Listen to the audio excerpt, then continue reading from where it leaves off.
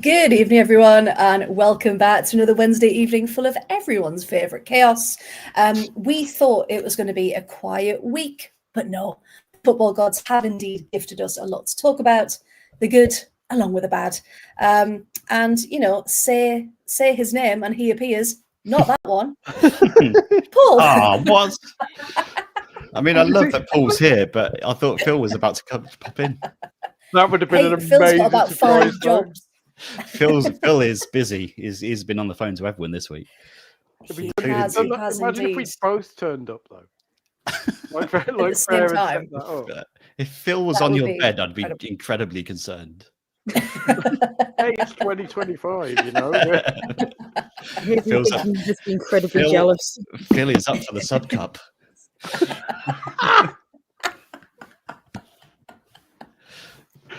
Welcome. And we're done. Good night, everyone. Yeah, Evening, we've Paul. peaked a minute and a half, and we've peaked. Oh, Phil has Good boy, definitely Phil. peaked. Stay there, Phil. Good boy.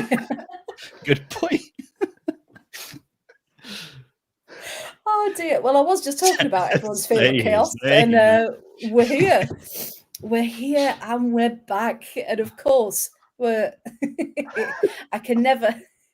I'm doing this seriously. Freya speechless. Oh God. Oh, you know what? I've got the lurgy. So my little girl started nursery this week, so she's brought home everything already. So yeah, who knows? Who knows what tonight's going to be? I really don't know. But joining me in the chaos this evening, as everyone can see, we've got the lovely Chloe, the lovely Danny, and the lovely Paul as well. Are we all okay? Good. Yeah. After the chaos. Very good. After the chaos of that introduction, I would just like to say for everyone in the comments how late we're going to be. 8:33. Freya's house clocks are slow. Is that tomorrow morning? 8:31. What? Are your clocks working? Yeah, we are here early. We just get distracted behind the scenes usually. The Top Gear response. Can I just adopt full-on James May Top Gear response? Go for it. Full on James May for that one. But yeah, no, we are usually here very, very early. And we thought we'd treat you, go live at exactly 8:30 this evening. So don't say we don't give you anything. Now then, a lot of tonight's news, issues, injuries all stem from this weekend, which was, of course, the beautiful Sandwich Cup that we all love so much. So a lot of our, like I said, news is going to correlate with that. So what we'll do, we'll talk about the news that hasn't come from the Sub Cup, and then we'll get into it. Now, I don't know if anyone else has had this technical issue, but when you search for scores on Google, it no longer tells you the scorers, the information, the stats, the anything. It literally just comes up as the score. Yeah, so, yes. I thought that the other day, and I thought it was just an NWSL thing because I was looking for NWSL stuff, and that just it just took me to the highlights. I was like, I don't need that. I need to know who scored. Yeah, I was looking at Serie A for the website, and I was like, why isn't it telling me who scored? Why isn't it telling me anything? So hopefully it's a Google glitch, and that they will bring it back because luckily it wasn't just me. That haven't made this up. No, I think it has done it across. Yeah. Has it? Oh, yeah. But that was my go-to because BBC Sport, as great as it is, it doesn't have everything. So I rely on the Google search results. So if anyone from Google's watching, like we know you will be, sort it out, please. Yeah, because we need more coverage of the women's game and not less, please. And thank you. Now, we are in the middle. So I said we're going to talk about the good, the bad, and the ugly. And Emma's hit the nail on the head there. We are currently in the middle of another ACL epidemic with the latest injuries confirmed even as recently as yesterday, and some indeed coming from the Subway Cup this weekend. So do we see Spurs announced Maite Oroth has ruptured her ACL. Liverpool Sophie Roman Haug as well, another huge blow for the Reds. Can't remember if we mentioned last week, Manu Zinsberger ruptured hers as well. And heartbreakingly, did we see the news from Bayern? Lena Oberdorf has done hers, hasn't she? Same knee. Same knee. same knee, only a month after returning from the first ACL in that knee. And it's just, you see them go off the pitch, don't you? And everyone kind of holds their breath and be like, God, please don't let it be those 3 letters. But fortunately for Oberdorf, it was that again. And it's got to be mentally as well as physically just devastating, mustn't it? You finally got back, you've worked so hard, and then something beyond your control, and you're off again for another year. I mean, it worries me because there's several players who we can think of who have had 2 ACLs injuries.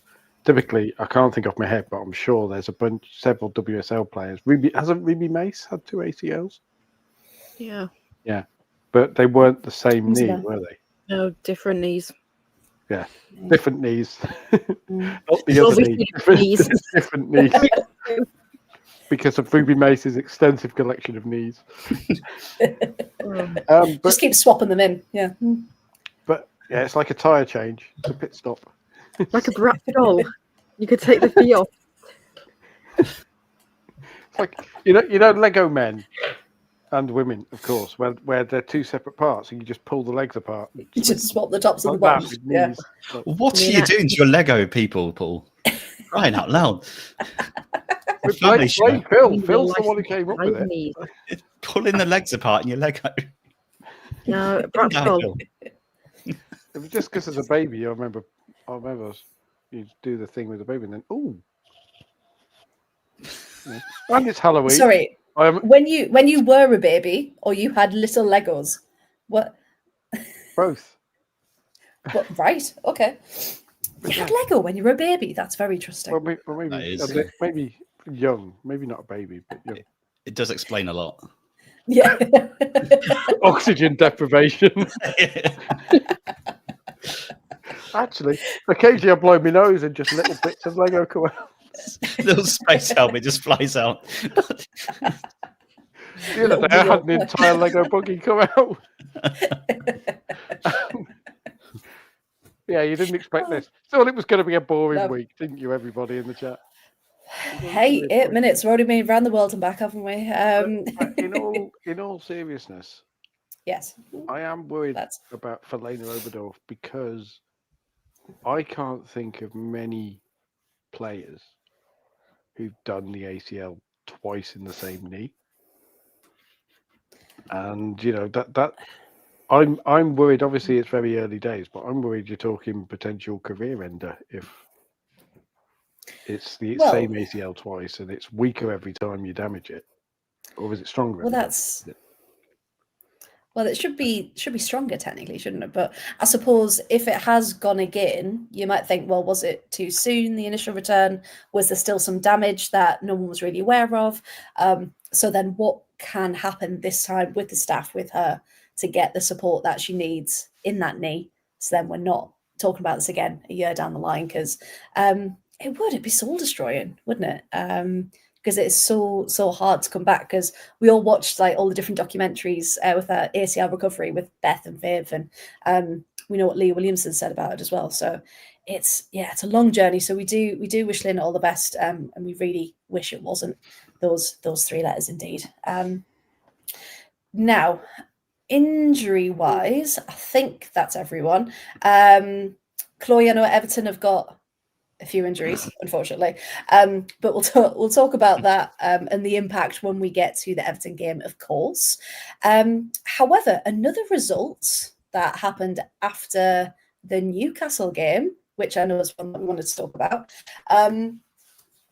Becky Langley has been let go by Newcastle United after being appointed in 2019. She's been with the club. Back-to-back promotions. They're currently sitting 9th, 6 points from 6 matches. It's still just mid-ish October. It was a 3-3 draw with City at the weekend that went to penalties, which is a pretty damn good result, considering everything. But yeah, sacked after that one. Paul, I'm going to come to you first. Was it the right move for the club? Do you think? Was the timing right? I think that the timing wasn't right, but I think that the owners have run out of patience. And it's interesting. Okay. It's interesting that a lot of the responses, when you look at a lot of the responses from Newcastle fans, and it's one of those things where it's like, are you actual fans of women's football, or you just kind of have a comment because you watch Newcastle, but you're not sure about it? Because the Newcastle women fan base strike me as a bit, there wasn't many of them until they started getting good. And a lot of them have only ever been used to winning up to the past season or so. And there was a lot of, great that our club's ruthless, no room for sentiment, blah, blah, blah, blah, blah. And I'm like, sorry, you're Newcastle fans. You're the most sentimental bunch on the, you lot are the ones who play local hero all the time and talk about war flags and have to put a Geordie accent on bloody everything, even in press releases. Like, sentiment. I was going to say, we will just clear up war flags as in WOR, as in our, not battle flags. War flags. I wasn't going to attempt a Geordie accent. I'm not from the Northeast. The only person here from the Northeast. Just cleared it up. But like,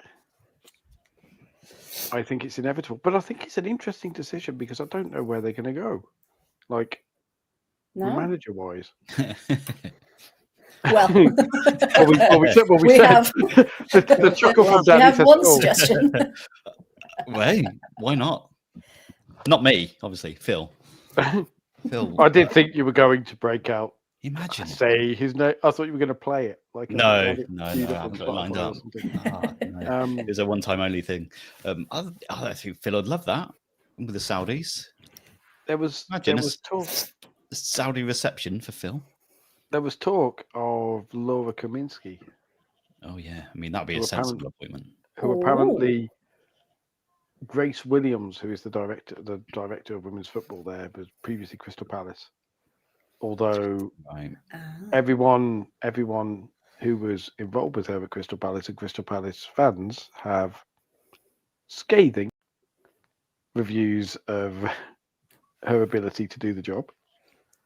So, which is quite interesting because she did do a damn good, situation dependent. It was apparently that a lot of that was Kaminsky, though, and she was more of a hindrance. Some have said than a help, and she was also the one who pushed for Smid to come and join. We're just going to say Leaf Smeared. There you go. So, just to go back a little bit, this statement that Newcastle put out on their website, I thought it was not befitting. It was cold legacy. Yeah, it was really weird considering how much she's done. So obviously, they listed the stuff that she's done, but there wasn't any kind of sense of warmth or celebration in terms of what she's achieved. It was just like, this is actual. We wish her well in her future endeavours, kind of thing. I thought it was, I didn't think it was great. Yeah. Isn't she a Northeast girl as well? So isn't she born and bred? Yeah, Middlesbrough, I think. Northeast. So yeah. And she, I mean, I was reading into kind of what she's done and how she's kind of helped the women's game in general. And I didn't realise how much she'd actually done. So any club that does hire her, they've got a really, really good a good background in it there. But yeah, it says Newcastle United women can announce as parted ways with manager Becky Langley. Everyone at Newcastle thanks Becky sincerely for her service to the club and wishes her the very best in the future, was like the little snippet. And you just think, okay, well, where's the rest where's of it? And and like Danny said, it was like, oh, well, she did this, and this. And it's literally 1, 2, 3, 4, 5. In fact, no, it's not even that. 1, 2, 3, 4 sentences. That's it. It is 4 sentences long. That's brutal. Yeah, it is. Yeah. It's disgusting. Like, she has took the team from back-to-back wins from the 4th tier. They're in the championship, which is a bloody hard league. Like, we always say how competitive it is. It's not as if it's, you know, they're at the bottom. You know, 9th, they've still got 6 points from 6 matches, like I said. Like, it's not as if they haven't got anything, they haven't scored, they haven't, you know. They finished 5th last season, didn't they? And you just think, well, there needs to be progress in place. You know, Villa, bring it back to Villa. Look at how their season started.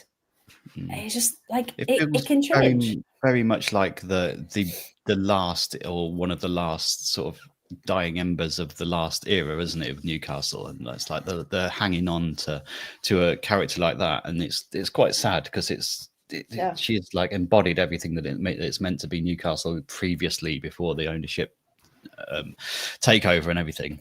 It's like the last one, maybe the last big departure to happen for them. So it's quite sad in a way. But I think someone's going to have a great manager on their hands if she decides to come back into it. I mean, the thing that really struck me, obviously, recently in the past year or so, I would say that what she's done for Newcastle, if you compare it to the men's game, and I do not hand this comparison out lightly for obvious reasons, I would say what she's done for Newcastle in the way she's taken that club and done it is comparable to what the legend Mark Robins did at Coventry.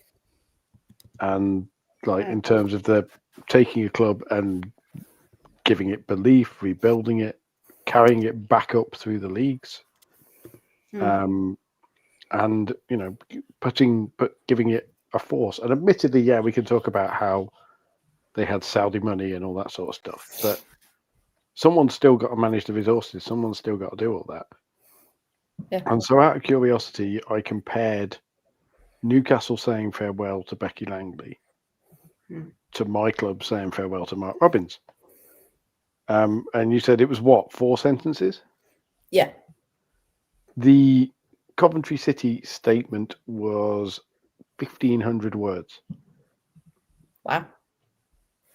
You know, the first line was, "It's made the diff," and they didn't just say, because I think the Newcastle one was what Newcastle have said farewell to Becky Langley. Parted ways.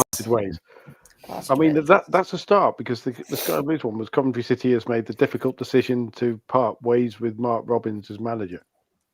So, you know, already there's the more respect there. And then it's talking about what he did. And it's things like his achievements will never be forgotten by those who witnesses and the broader community in Coventry who had their affection rebuilt for our club. And, you know, there is no doubt the Sky Blues would not be where they are today without Mark and his team. That's how you do it. That's how you say farewell to someone who has had that amount of effect, because Newcastle are where they are because of Becky Langley. Yeah. As a club. Yeah. And to have, so like you said, like having new owners come in, new expectations, you know, she was maybe the one kind of mainstay from that. You know, she's been the constant throughout it. So everyone she's brought in over the summer, and, you know, her players and how the team were trying to, you know, rebuild, and they looked really good at the weekend. So maybe they were, you know, continually rising to where they should be. But yeah, I was looking through, and you mentioned about what the fans were saying, and a lot of fans were saying about her contribution, what she's done, but a lot of them quite unanimously saying, unfortunately, it's time, because she took them as high as she could possibly take them. Because I know, Danny, you mentioned Northampton Town parted ways with their manager. And I had a little look at socials, and there were so many lovely like messages and statements and videos and things like that. So how does that compare with how Northampton said goodbye to Josh Oldfield? Yeah, I mean, he is slightly different in terms of the fact that he stepped down. But again, the statement in itself, the website, it's a massive article that we've written about him, thanking him for the 6 years, because he's helped us go from a couple of tiers down to bring us up to this level. We're now playing at the Fernabel, the glorious Fernabel. Promotion, we had an invincible season in there. It mentions all of that, but more than that as well, it's got our head of women's football operations with a massive quote as well. Just it's been an honour and a privilege working with him. Everyone you speak to has been is quite rightfully so supportive of him and what he's done, because it's not going to be someone who's recognisable to the footballing world as such, but in terms of locally, in terms of what he's done, he's overseen the entirety of our kind of progression up to the National League, up to Tier 4. And, you know, knowing him as a person as well, he's come on our podcast. He's such a great guy. Yeah, obviously wishing him all the best. The reaction in general, though, has been really nice from fans. I think they recognise that and they see it as a human being as well. From this local level, obviously, fans work quite closely with the team as well. So it's it was sad to see this week, but the reaction's been really kind to him, thankfully. So yeah, hopefully he has an enjoyable break with his little ones at the moment. Yeah, and again, when you've got a manager that does so much for the team, you just want that to be recognised, don't you? So yes, but they're disappointed with Newcastle, and that's coming from a Sunderland fan at the way they've treated Becky Langley. But yeah, I mean, what a great potential coach for someone else. Chloe, do you reckon she'll stick around the second and third tiers? Because someone online suggested that she should go to West Ham. Because apparently Rianne Skinner's already gone, apparently, according to this person. So yeah, Chloe, what do you think of the whole situation? You know what? To be honest, I wouldn't be mad about that. It's like you said, she's got some really good accolades, and I mean, West Ham are in desperate need of help. Something. To be honest, I'd take her. I mean, to be fair, I'd take her Everton. I'm losing faith. They are such big words. Get ready for the speech. Later. I know. I've gone. I'm doing it. I'm going there. Everyone, she's spiraling. Wait for the speech later, and you'll find out why. I've got cold hard facts. Oh, cold hard facts! Wow. Adam, evening, Adam. Sorry, I didn't see you pop up in the chat there. She should hold out for when the Liverpool job becomes available again. Yes. Oh, that'll be. Do we think Liverpool could be a good destination, or not yet? I don't know. But yeah, or even an assistant coach somewhere in the WSL, maybe, and then go on to a bit like what Remy Allen did, kind of go through the motions and then back at a club. But yeah, not quite sure. But we do wish her well. For whatever comes next. Even to Christine and Simon as well. Just seen you pop up in the chat. Grim said Bride just fainted. Again, out, Chloe. Well, I tell you what, let's get to it. Let's not tease you much longer. Because this was match day 2 in the Subway Cup. Now, again, it's our favourite. As the BBC don't care about this at all by the looks of it. It's got the stats of shots and stuff, but it's got. I'm just looking at Everton Forest for the stats percentage. Yeah. Everton 0, Nottingham Forest 0. So that what a game! Great game. Yeah. See, this is the thing. Literally, no one cares about it. So why is it a thing? Oh God, awful. So yeah, there were some interesting scores. There were some quite boring games. But hey, we're going to talk about them. Don't you worry. So yeah, Chloe, we can't tease the people. We need you to go first. So this was Everton 1, Forest 1. And of course, the Brucey bonus point for penalty shootouts was back in play. That everyone forgets until it happens, and you're suddenly like, why have we got an extra bonus point? What's going on? So yes, it did end in a very fun penalty shootout. Although I don't think fun's the word you might use. Because Chloe, you were there on media duties. So talk us through it, please. Everton 1, Forest 1. Yeah, I was doing media duties. I hate penalties as a fan, let alone having to try and... Do you know how stressful it is trying to write about penalties? Horrible. Because you just... penalties are awful in itself, but I'm like, I hate him. Rambo made some cracking saves, though. I've literally written him. I've got my initial notes, and then I've got them in much more detail. My initial note is Rambo is a goddess. Just that should have been the title of the match report. Rambo is a goddess. Rambo is a goddess, and to be fair, she's absolutely smashing it whilst covering for our court. Obviously, our court is out of an MCL. A bit emphasis on the M. He's got a chainsaw. What's going on? Who's yeah, that's my Phil. toilet. Phil, for crying out loud, pipe down.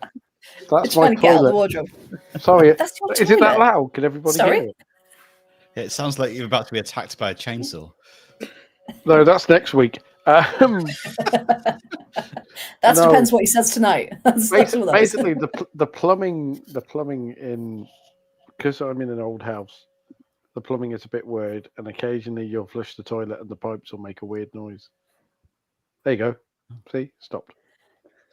That's fantastic. Yeah, Which is why. Yeah, because I thought, no, go on. It's why I don't go for a pee at 3 a.m. I'll just hold it. Yeah, because initially I thought it was someone's like phone vibrating by their microphone, and then it didn't stop. I don't remember like whose laptop is about to take off. Yeah, Phil was getting really into the spirit of the subcarpet for a second there. Yeah, put it away, Phil. Sorry, Clay. Sorry, that was his motor buddy. Don't Google that. Chloe's like, guys, I'm trying to give you a match report here. Yeah, If you haven't heard that term, do about... Google it for context, and then never Google it again. I'm like, Anyway. How about no one Googles it? No, we're doing the fun stuff first, and then I'll get to my why I'm losing faith in Brian a little bit. No, Emily Ramsey's been really impressive. She's obviously covering for our court, who's out with her MCL. Big emphasis on the M part. Although he did say hopefully she'll be back before Christmas, and I bloody well hope so, because we've got City, Chelsea, and Arsenal like all in literally one block. Like City at home, Chelsea away, Arsenal at home. Like that is not a fun block, and I'd kind of like quarterback, please. But Rambo's not played for a year and a half, and she's absolutely smashing it so far. There's also a massive lack of spirit of the Blues. What is with that Goodison Park? Can we just ramp it up a bit, because I'm really missing that part of it. Best song in the world. It's fantastic. Why it's not there? Yeah. And yeah, but I don't know what's happening, because I literally the entire time had no idea where anybody was playing. Like, our Claire is meant to be a centre midfield, yet she was absolutely everywhere on that pitch. I have no clue where she was. Maz is a left back, and she went to the right, then she switched back to the left, then she switched back to the right, but she was constantly swapping places with Kitagawa.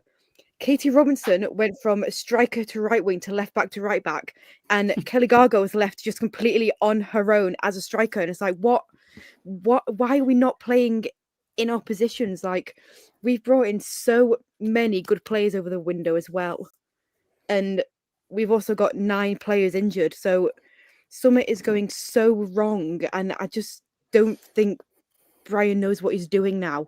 Like, I think he's struggling. I'm struggling to comprehend it. I'm frustrated, because this is a game we so should have won.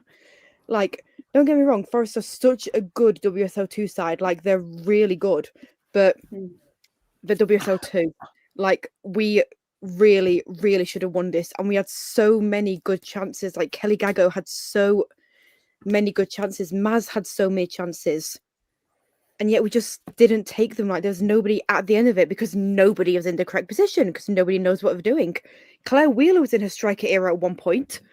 It's like, what is happening? And then she did take a banging penalty, though, I will admit. And obviously Super Maz scored the winning penalty.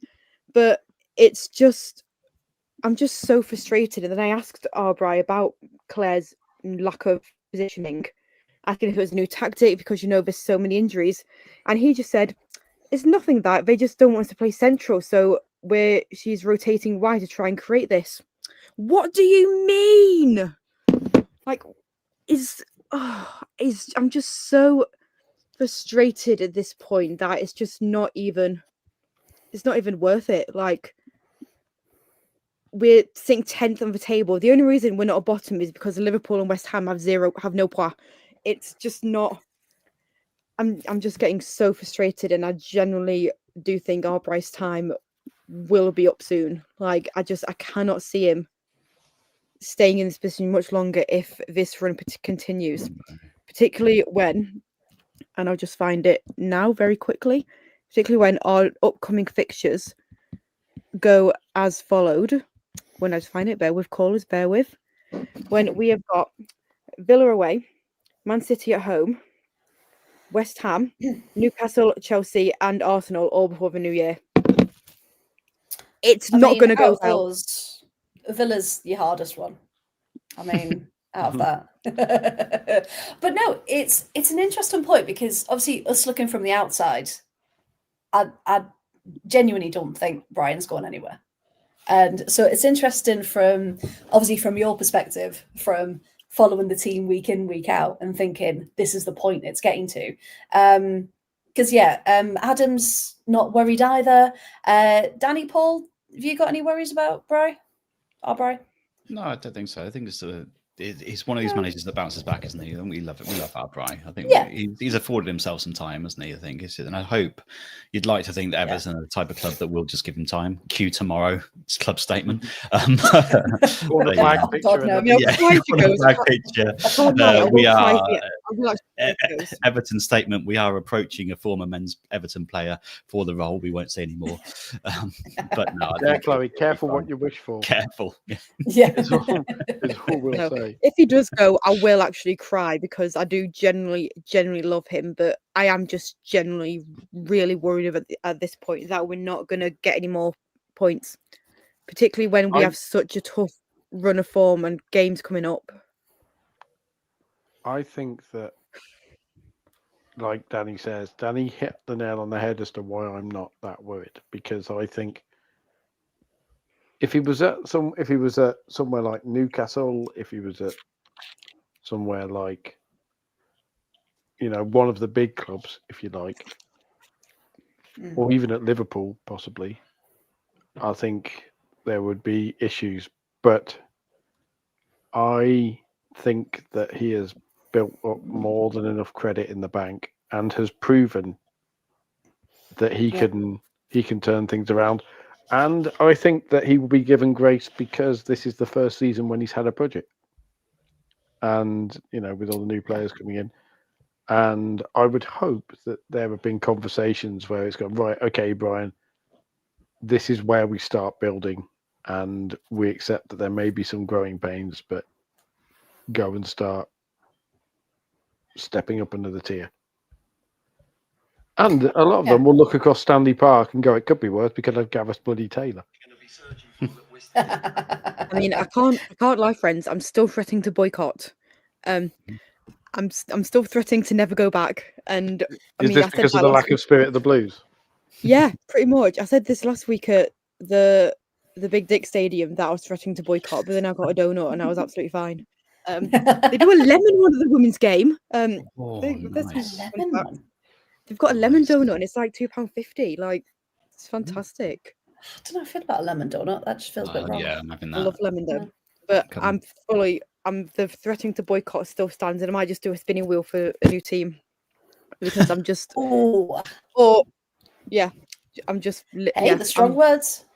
I'll tell you what, the end of season montage of 25-26 as an Everton fan is going to be belting, isn't it? We'll just watch the roller coaster of Chloe's emotions. It's like August, we're winning the league. September, or a little bit worried. October, I think his time might be up.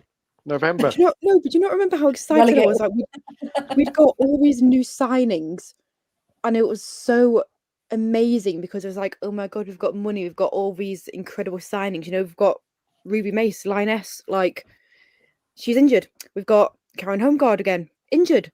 Meg Finnegan, I don't even know what's going on with her because I thought she fixed her ACL by having surgery, but apparently she hasn't. She's having the ACL surgery. Like, what is that about? I found out that Courtney Brosnan had done her MCL through the supporters club because Arbry gave us nothing. I'm very sorry for my outburst. Can I just point out? Have you had sugar before coming on, Chloe? No. You use silence better than anybody else. You use it like an absolute artist. Just in the way of, we heard about Car Court. from the supporters club. The supporters, and it's just like, hey, pause for effect. Pause for effect. Yeah, I was so confident going into the season with all the. I mean, I was fully joking about winning the league, but I thought we could at least do top 6 potentially. Like, we've got these new signings that are really, all of them are so good, and now they're all injured, and I'm just like, well, Yeah, but but everyone's injured at the start of last season, so I shouldn't be worried, but I am. I'm worried. we're only 6 games in. Yeah. Look what Villa did at the end of last season as well. They went from bottom to 6th in about 2 weeks. It felt like we were already looking at who we're going to play in the Championship next year. And then we went on the best run across Europe. Can I just say, I very much across enjoy. Europe. Obviously, we love Adam for his knowledge and stuff, but I very much enjoy that everyone else is making their usual things, and then Adam, the absolute sage of like WOTO history, is just dropping random things like 2021-22 has taught me anything, Chloe. It's Everton buying a load of players doesn't go well, and half of us is sat there like, Google. We don't need Google. We've got Adam. That's it. Adam Google 93. Like, yes. And that's why we love him. He's also asking the very important questions of lemon, custard, or jam? Lemon. Custard. See, I like a jam donut. I don't like cold custard. I do like. I like the idea of a lemon donut. Share the custard.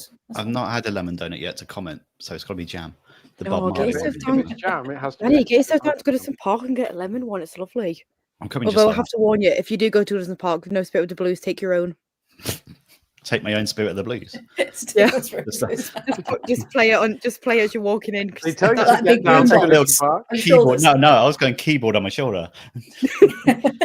Come on, get down to Goodison Park, where you won't hear us tell you to get down to Goodison Park.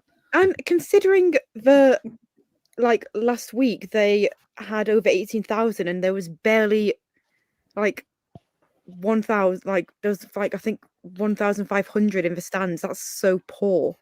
I mean, I'm aware a lot of them were probably just going to see the new stadium, but still, considering against London City, we had, I think, 5. It's a tune. There you go. Why did they not play it? Yeah. You need to come out on a knee slide with the guitar and just do it yourself, Chloe. It's not through the media box, but it's fantastic. But it's shall we just use it as Chloe's intro from now on? Yeah. In the blue corner. No. Phil Neville. No, I just don't know what's happening. I mean, everyone says don't worry, but I am worried. It's hot. It's easy to say don't worry when it's not your team, but when it's your team, it's literally so true. Oh, and I'm recording an Everton podcast.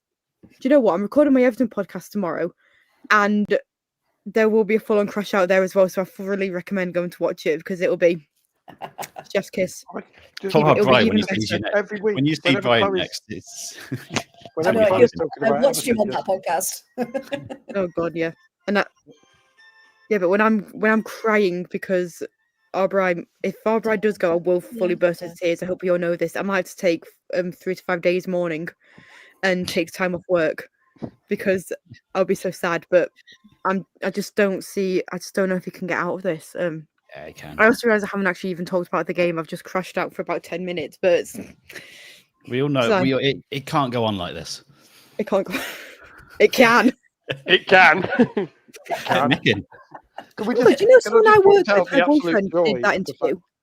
From now on, we've got Chloe absolutely losing her mind about Everton with Z cars in the background just for proper poignancy. She's there slow it down a little bit as well. Slow it down and in a minor key, so it's like Halloween fashion. Yeah, the black and white over the top. Do you know someone I work with? Her boyfriend did that Mick McCarthy interview. It can. Really? Yeah, they go. They are responsible for one of the greatest memes in football. I don't even know when we stopped talking about that game, to be honest. No, I've just literally trashed out. I couldn't even tell you. I mean, I've got too much emotion. Okay, Yeah. so let's go for the big bits. There was a penalty to give Forest the lead. Unfortunately, it was a penalty, wasn't it? Pretty obvious. However, if we talk about Kelly Gargo, I know you mentioned her. Incredible goal for the equaliser. So the skill is there. It's just like you said, everyone kind of getting used to their new fluid positions, shall we say, and being able to work together. To lead up to that moment, because that Gargo goal was incredible. Rambo, huge save against Boy Haloka in the pens, and then of course Pacheco with the winner. So it did end up 4-3 to Everton on penalties. And in fact, why didn't I put this up sooner? I've got a lovely graphic for us all. Ta-da! So we can see there, Everton won, Forest won 4-3 on penalties. So there was a game. What game? What are we talking about? Yes, we did actually start quite serious. So Forest again played well considering against WSL opposition. What did Carly Davis say afterwards, Chloe? Was she impressed with what the team did? Yeah, she was really impressed. Did I get the quotes from the website or from me? Well, Chloe, tell the group why you're also a bit miffed at that as well. Right. Just to add to the rant. I feel like Chloe is Miffy Clyro this evening. I feel like this episode should just be called "Why is Chloe angry today?" This is literally an episode of Chloe Talks Balls. This is putting me to shame. This is top. You can have a week off, Paul. I feel like you need to be on a sofa, Chloe, for this. Hour. Reclined. So, just full of crash out mode. We'll start a new segment called Chloe Crashes Out. It'll go viral. No, to be honest, I was the only one there this weekend, and so I was the only one asking questions to Carly Davis, the Forest manager. So I was sat literally next to her on the I don't know what it's called, like seat. Sofa. Yeah, the managers sit up there. There's a table, and then I'm down here. The manager's bench thingy. Like I was sat next to her asking the questions, and the Forest media woman was recording it as well. I just thought nothing of it, to be honest. And my quotes of the questions I asked are on the Nottingham Forest website, like for everyone to see. And I don't know if I'm happy or annoyed about it. Judging from this, I'm actually quite annoyed, as it turns out. Because I'm like, well, they're my quotes, essentially, because I asked the questions. She didn't ask any. I asked them all. They're my quotes. Because you did such a good job. She went, I don't need to ask anything else. That's what I wanted to know. You can read them on the website. But then I've got the audio of me asking the questions, so I know it's mine. I know it's fully mine, because I've got all the evidence. So what Chloe is saying is she would like a little credit or a little nod and just say, asked by Chloe Bear. Well, asked from an external source. But no, she was very happy about it. She said that they felt that they frustrated them, and they did, because they frustrated me. Then also said she also said they were very Chloe is the personification of Everton. She is at this point. I mean, she also said that Everton are a very good side, to which I replied, really? That's really not good. Did you do that in front of Brian as well? Because no, I wouldn't actually. I would never. That's probably really not going down well. Like, I would never. Could you imagine? Really? Really? Was that just fandom coming out? Did the mask of professional journalist slip a bit? No, it was professional, but I did just kind of go a bit like, oh, okay, you were saying they're a really good side. Yes. Then what did she say? She said that coming up like a top WSL side like Everton, and I'm like, sure, Jan. God, I just can't with this team, man. Can we just give Let's Chloe? Be proud, Chloe. Can we just give Chloe WSL manager? Because can you imagine like Chloe working for the BBC, like Arsenal versus Man United, and Man United have won, and Velis Lager says something, and there's just this voice from the floor. Sure, Jan. Like just Oh, but Renee's a queen. Tell us what you really think. Renee's a queen. You don't argue with Queen Renee. She's fantastic. Skinner, on the other hand. Hey, you gave me a hug. I'm actually a little bit. No, he gave me a. Oh my god! I'm just gonna. Oh, I need to find the photo because it's funny. Because I sent it. I showed my friend yesterday because I was having another minor breakdown. This was taken after the Man United. Man United Arsenal game. You know, after everyone was talking about Matt Beard. That's gone well. He's only been gone a few weeks and you're getting his name wrong. Gee. No, this was me coming out of the press conference and I'm just using it as me watching Everton at the minute. The meme everyone needs. It can. Me watching Everton. Me crashing out over Everton. Can we just clip the bit where Chloe kind of disappeared and just popped up? There you go. That's an amazing thing. It's I'm crashing out. I can't cope. I'm giving up. Bye, guys. I'm channeling in the Chloe now.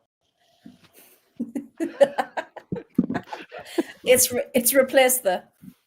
No, she also said, She also said there was more about the performance going toe-to-toe with a good Everton side.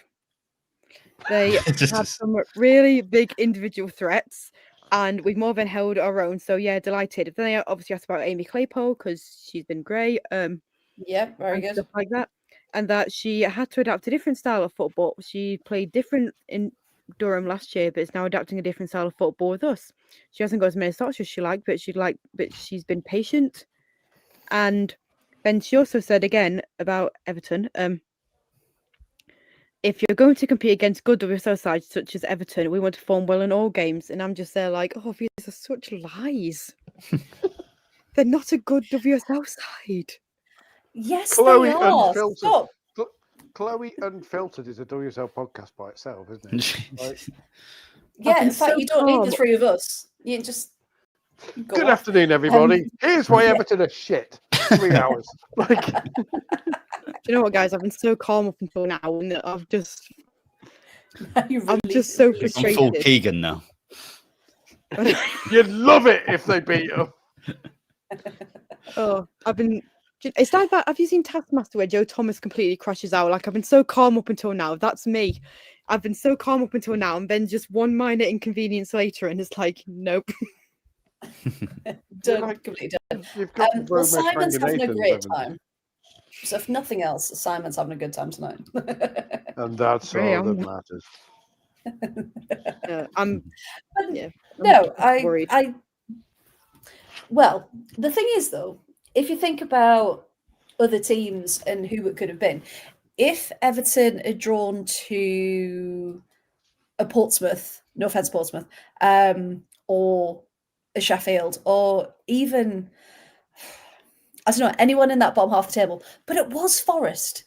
They are very high in the WSL too. It's not like they're, from tier 5 and below. Like it's a team that've got some really, really good pedigree in there. So so don't be too disheartened. They are a good side. And it's just I now more than ever want Everton to smash one of the big 3. Doesn't matter which one, just like 4 or 5. Just as a point. Yeah. Point. Oh, me too. And then we'll go live to Chloe's reaction. Live to Chloe's reaction. Yeah. I think I'll cry again. Oh yeah, that's a given at this point. I think I'll just cry regardless of whatever happens. I cry at Spirit W. I don't even fucking play that. I'll cry at Z cards every time. Does it? So if I sit here and just kind of go yeah, I literally every time this siren starts and I'm at Goodison or Hill Dickinson, I cry.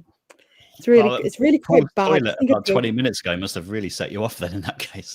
If it's the siren that gets you. Feel it. Yeah, to the point where you shouted at me and Ant in the group chat. Pardon? Did she? When Chloe shouted at me and Ant and was like, why are you using Everton's music? Oh yeah. Of course, yeah. It was Heritage Week at Sunderland, but I didn't know that. I just saw the video and I was like, excuse me, why are you using Z cars? I didn't know the context, so it's partly my fault. for not doing any sort of research. All right, Chloe, calm down. Not everyone's stealing stuff this week. Come on. Yeah. Chloe's standing outside Not even ITV4 on a Tuesday afternoon. Why are you using Zenkas? That's us. We're broadcasting the actual show. Don't care. Answer me now. Who would have thought one game would have turned into so much discussion? Yeah. I mean, we've got to make the Sub Cup interesting. We have, and also, Chloe, we are here for you. More interesting than the League Cup. Yeah, and hey, if we can be free therapy for people, then that's what we're here for. That's exactly what we'll do. Right, going back to the results then this weekend. I do apologise for putting Group B at the bottom, but it was the only one with one game, and it didn't look good otherwise. So we've got Group A, Group C, D, E, and B at the bottom there. Danny, Paul, were there any games this weekend that caught your eye that you wanted to pick out? Is the Sub Cup?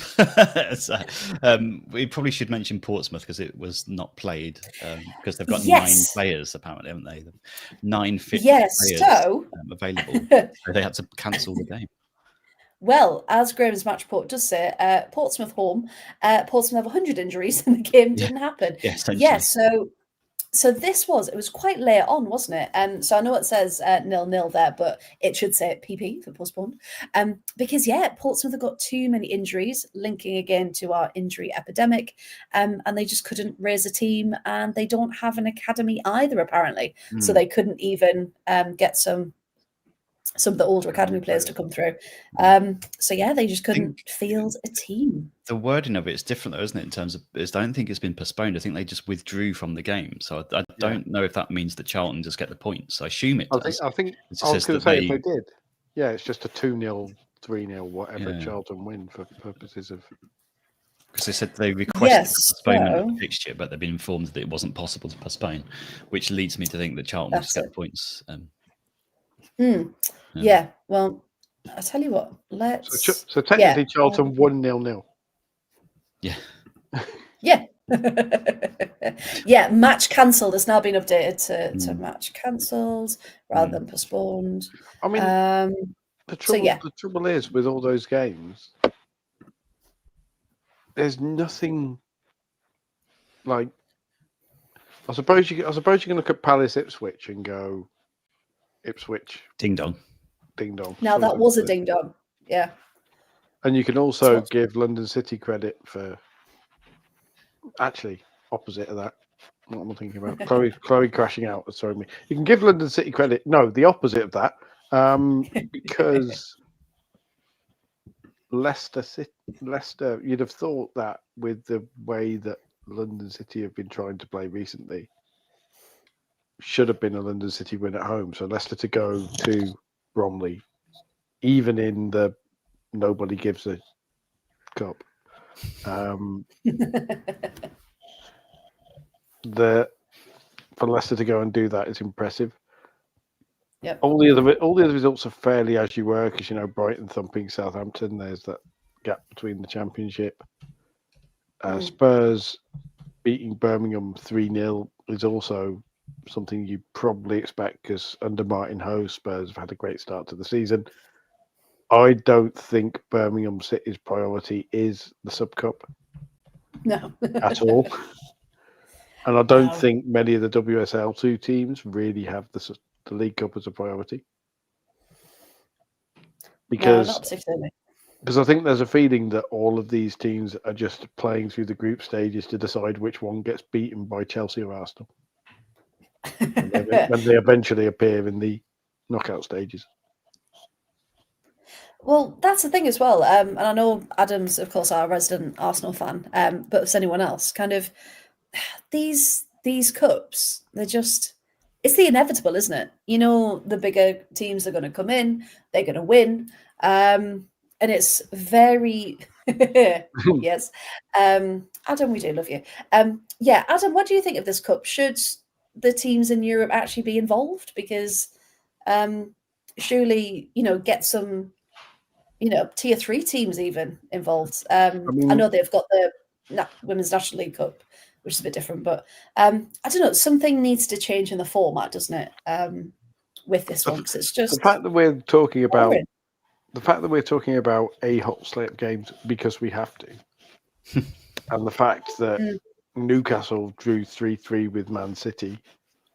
Firstly, they only drew 3-3 with Man City because Man City had most of their really big guns on the bench, because there was that picture at one point where Man City brought on Miedemar, Shaw, and Now Shaw started, didn't she? I think with Shaw Gino started, as well. yeah. Yui started as well. Yui scored. We love to see Yui score. So yeah. So it was a front three of Benet, Shaw, and Fagino. Yeah. So defense. Yeah, I think you're right. So Lizelle, Pryor, Rose, and Wabi. But Leila Wabi was still there. Seeing what Rose can do. Still Hasegawa, Coombs again opened the scoring. And Lawman getting some minutes as well, because we haven't seen much of her, have we? But yeah, no, I mean, I will say that Lois Joel opener was very, very good. 11th minute, and it took until stoppage time for City to equalise. So it was a decent game from Newcastle standards. And then just a really terrible penalty shootout. Oh, it begs the question so much that Paul disconnected himself. That's well done, Paul. Well done indeed. Okay, until Paul comes back then. Yeah, Adam's saying, ditch the group stages, make it pure knockout, bring the European qualified teams back in. Yeah, I think that'd be better. Because you get to a point where some people might go, well, actually, it's just the group stages. I'll get involved when it's getting a bit more exciting. Paul, you were so excited, you knocked yourself out of the room. Sorry about that. I mean, part of it could just be the protest. Like, I've had enough of talking about the Sub Cup now. We've kind of mentioned the one. We've mentioned the one game. I'm not coming back until you're done. But like you say, it's really hard to get interested in the group stages, because everyone kind of knows that it's going through where to go, and Adam kind of trying. That's not a defense of the group stages, because Arsenal. I mean, it certainly legitimizes Arsenal winning it, because you can say, they actually had to play through the group stages to win it, which rather than exactly what Sean's saying. You come in, play 3 games, and win. It's not exactly not exactly hard for those bigger clubs with the squad and with the opportunities. Just playing 3. London Bees knocking Chelsea out on penalties. That'd be quite good, wouldn't it? But that's the kind of stuff that we're missing. Like you said, why can't we do the bits where we say, right, we'll get the League Cup out of the way by December. The final is pre-Christmas. Yeah. The other thing you could do is put the group stage in pre-season. So that bit's done, and it's kind of great to kind of pre-season. Yeah, a little bit more interest in pre-season, because you've got slightly bigger games than you might have, and then by the time the season starts, you've got a bit of knockout football. That's a potential thing. No, I like that. Because that's similar to what Italy did this year. They introduced their League Cup for the first time ever, but they did it before the season started. So they're only on match day 3. So they only started a few weeks ago. So they had their whole League Cup before the season started. They had all of it. Okay. Yeah, all of it. Yeah. So then you've got kind of a really good rhythm. That's essentially a pre-season. Like we said, it's more competitive games rather than we travel down to wherever United and we're not telling you the score. You actually get to be involved in pre-season. The other option is they turn it into, because the group stage is stupid and it's just trying to make extra money. They literally play it in the first part of the season and they make it straight knockout, because there are 20 teams in it. 22 teams, sorry. I can't count. There were 24. Okay, so 24 teams, which annoyingly doesn't work for straight knockouts because it goes 32, 16, 8, 4, doesn't it? So you'd need to add the top 4 from the previous season of the Women's National League, North and South, which would bring in teams like Wolves, Burnley. Yeah. Would have brought in Forest last season. Mm-hmm. You know, and then there's some interest in it because imagine Burnley go on a run. Yeah, which can actually happen. Yeah. Yeah, and things like regionalisation as well. And I've complained about this before. I am sick of facing Spurs in the group stages of this bloody competition. The regionalisation was in theory because when football wasn't professional, it was limit the travel a bit. But it didn't really work because Coventry United played a bunch of bloody London clubs. So, travelling to Charlton and Lewis and Brighton on a Tuesday night. Thank you. Thank you, Adam.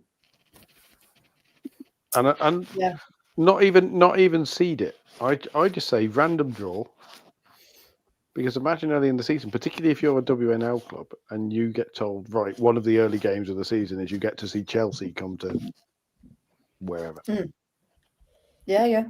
And we talked about before, like that's, people would then pay to come see Chelsea at their local club, wouldn't they? So it is another way to bring people through the door. Liverpool Feds versus Chelsea. Sure, Chelsea might win 7 or 8-0, but Liverpool Feds get the gate money as an independently run club, or Lewis get the gate money as an independently run club.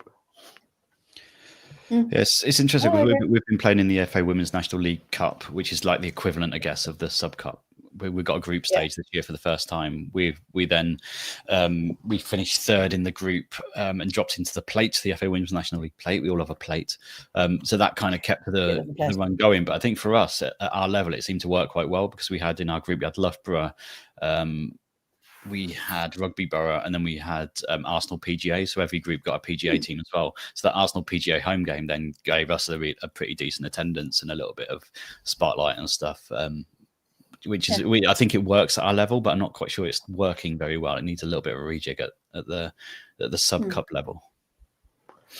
Yeah, if they just have a look at what's working elsewhere and how they can revamp it, because it's getting a bit tired. Introduce a plate. Get a plate in there.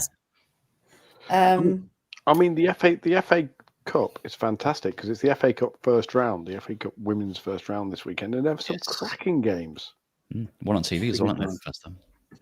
Yes, because we've had the draws as well, haven't we? Yeah, because I know Middlesbrough against Cheadle, I think, is on the TV, the telly box somewhere. Because I know he keeps an eye. Will, who is my colleague at BBC CWR, is on Wednesday nights. It's the non-league football and women's football show. So they have Rugby Borough and Camden Court ladies, and we had Cov Sphinx in today because they're playing Derby County. Yeah, we played them a few years ago, actually, Sphinx, in the first round. Oh, man. And that's a big one. Sphinx are playing Derby County at home, and Rugby Borough against Wolves, which is that's great game. Should be Coventry against Wolves. As far as I'm concerned, it's Coventry against Wolves. But that's a game that's the kind of game at the third tier that if it gets shown, people are going to go, "Ooh, these are teams we don't see on telly," and the quality of football is good because particularly Wolves. Wolves have basically got a whole bunch of ex-championship players. Coventry United, unfortunately, Adam, no longer exist, and Coventry City play in the Coventry and Kenilworth local league Division 3 or something equally shite because of the way my football club didn't care about women's football under Sisu, and it was horrific, and they still won't. I wish they'd taken over Coventry United because that could have been really interesting. But again, the Coventry owners were asked when Doug King took over, what about women's football? Oh, maybe we'll do that when we have enough money if we get to the Premier League. And, that really was disappointing. But it's far more exciting to talk about that and talk about some of the games going on in the first round of the Women's FA Cup than it is to talk about Villa playing Spurs for the 14th time this season in a game nobody really cares about. Literally no one. It was quite funny though, because the Villa went to, it was the Robins, oh God, what's it called? High Performance Centre? Robins High Performance Centre, yes. That's the one, thank you. Training ground with one stand. That's basically the one, yeah. And because the weather was awful, and obviously the stewards tell you where to sit, and apparently there was hell on. I say hell on, no one actually confronted anyone. Where the Villa fans were told to sit is apparently the singing section for Bristol City. So the Bristol City Supporters Club took a picture of Villa fans. They said, well, there's Villa fans sitting where the singing section was going to be. That's why the atmosphere was rubbish. Just sit together somewhere else. Move. Like, this is the thing. I kind of get I kind of get this thing in actual games where the stadium is likely to be full. Creating singing sections, which is all artificial bollocks anyway. Especially as they're usually stuck like right out of the way. A proper singing section is behind a goal, and you will not convince me otherwise. And I'm just looking. They didn't even publish the attendance. I don't know how many are actually. Well, if you're going to have a singing section, it needs to be a home end. It's not a singing section where it's stuck in a corner. Yeah. You have a home end that your team can attack in the second half. Because when you think of all the most famous stands in English football, they're home ends behind the goal. You know, the Gladys Street end, the Holt end, the Cop end, the Stretford end. Yeah. They're all stands behind the goal. No, I agree. But the funny, we need to just say, and the North Bank, yes, Adam. Yeah, but the North Bank doesn't count if it's at Boreham Wood because it's nicked to the one from Highbury. So the Emirates doesn't even have one. The Emirates just has the shitty curved bit at one end, as opposed to the shitty curved bit at the other end. The Crystal Palace one, I don't know what that's called. Is it Holmesdale end? Holmesdale end, yeah. Now that is a quiz thing. Name the home end at every stadium in the Premier League. Didn't Coventry name one after Mickey Bell?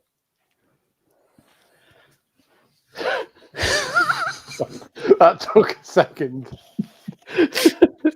Oh no, we're all too tired for this. No, and this is the thing. The thing that really annoys me about Coventry's ground. It's still just boring north, south, east, and west. And now we go no. And the defence before was always, well, it's technically not our ground. It's Wasps. Now it's ours. Name the fucking stands. John Sillett, George Curtis, Cyril Regis, Jimmy Hill. Job done. And here's me hoping I'm going to be in a really fun name stand when I go to take that in Coventry. No, it's just not. Name off the bands that take that stand. I mean, technically, Gary Barlow stand. technically, we have one end that's the canal end, which is always fun if the sea falls off the sign. People actually cross it out of their tickets. Like it's children, a lot of them. Says us. but yeah, all of the stands all of the home ends in the Premier League, right? No, I was actually going to go for it. I'm actually going to go for it, right? Can you do it in the style of "We Didn't Start the Fire" by Billy Joel, please? And just but I'm only pushing it. The Etihad is a shit stadium and doesn't have one. Basically, if they're new stands and they just have the boring north, south, east, west, we're going to ignore them. So, like the Etihad doesn't. Old Trafford is the Stretford end.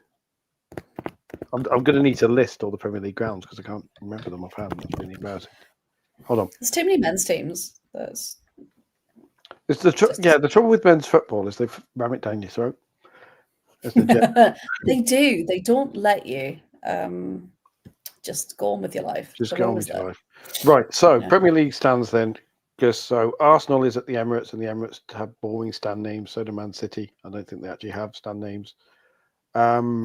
Liverpool is the Cop. Bournemouth, I don't actually know, but I think it's the Steve Fletcher end. Possibly. Informally. Chelsea is the Shed. Spurs is boring because it's a new stadium and it just has the north, south, east, west. I'm going to show myself up now in front of Freya because isn't the Stadium of Light just north, south, east, west, but people are trying to nick the names from Roker Park and call it the Roker End and the Fulwell End?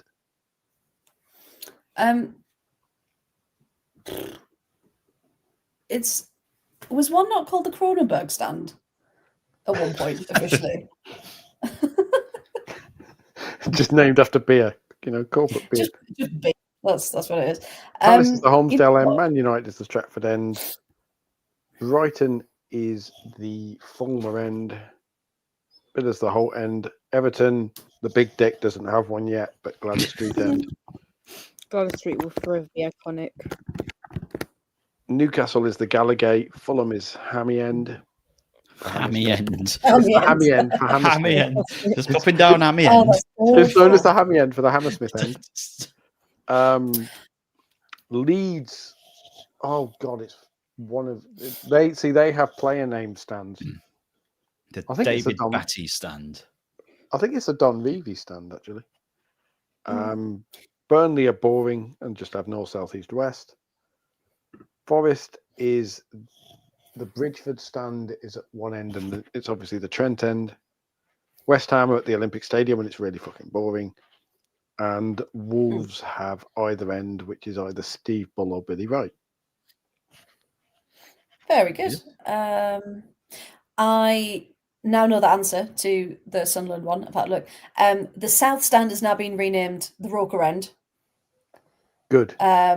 Still not right. The North Stand was formerly the Carling Stand. I'm sure it was also the Cronenberg Stand. But it's now the North Stand. East Stand, boring. And the West Stand is now the Jimmy Montgomery Stand. Good. See, this is if we ever get popular enough on Absolute Football Pod to have proper national level influence where we can start campaigns and stuff. I say the campaign that we start is every stadium has to actually have named stands. No, they should. Yeah. All properly named stands, and this north, south, east, west stuff. And that is my rant about the whole thing. Poor old Fred West has just been done dirty there, hasn't he? So it was really hopeful he was going to. Hey, didn't he support Oxford or something? Can't say I remember. They've named the car park at the Kassem Stadium after him because it's the closest thing they've got to a patio. Anyway, moving swiftly on. Oh dear. Right. Football. See, this is what happens on a sub-cup weekend. This is why sub-cup games should be midweek, because if they happen on a weekend and we've got nothing to talk about, it all goes a bit crazy. I was going to say, we don't want to talk about that. So, hey, let's name all the home stands in the Premier League. Oh, dear. But, hey, you did it, Paul, and I'm very impressed. Not that I could tell you otherwise or call you out on anything. But I've just come across an article now. Southend apparently renamed a stand after a sponsor.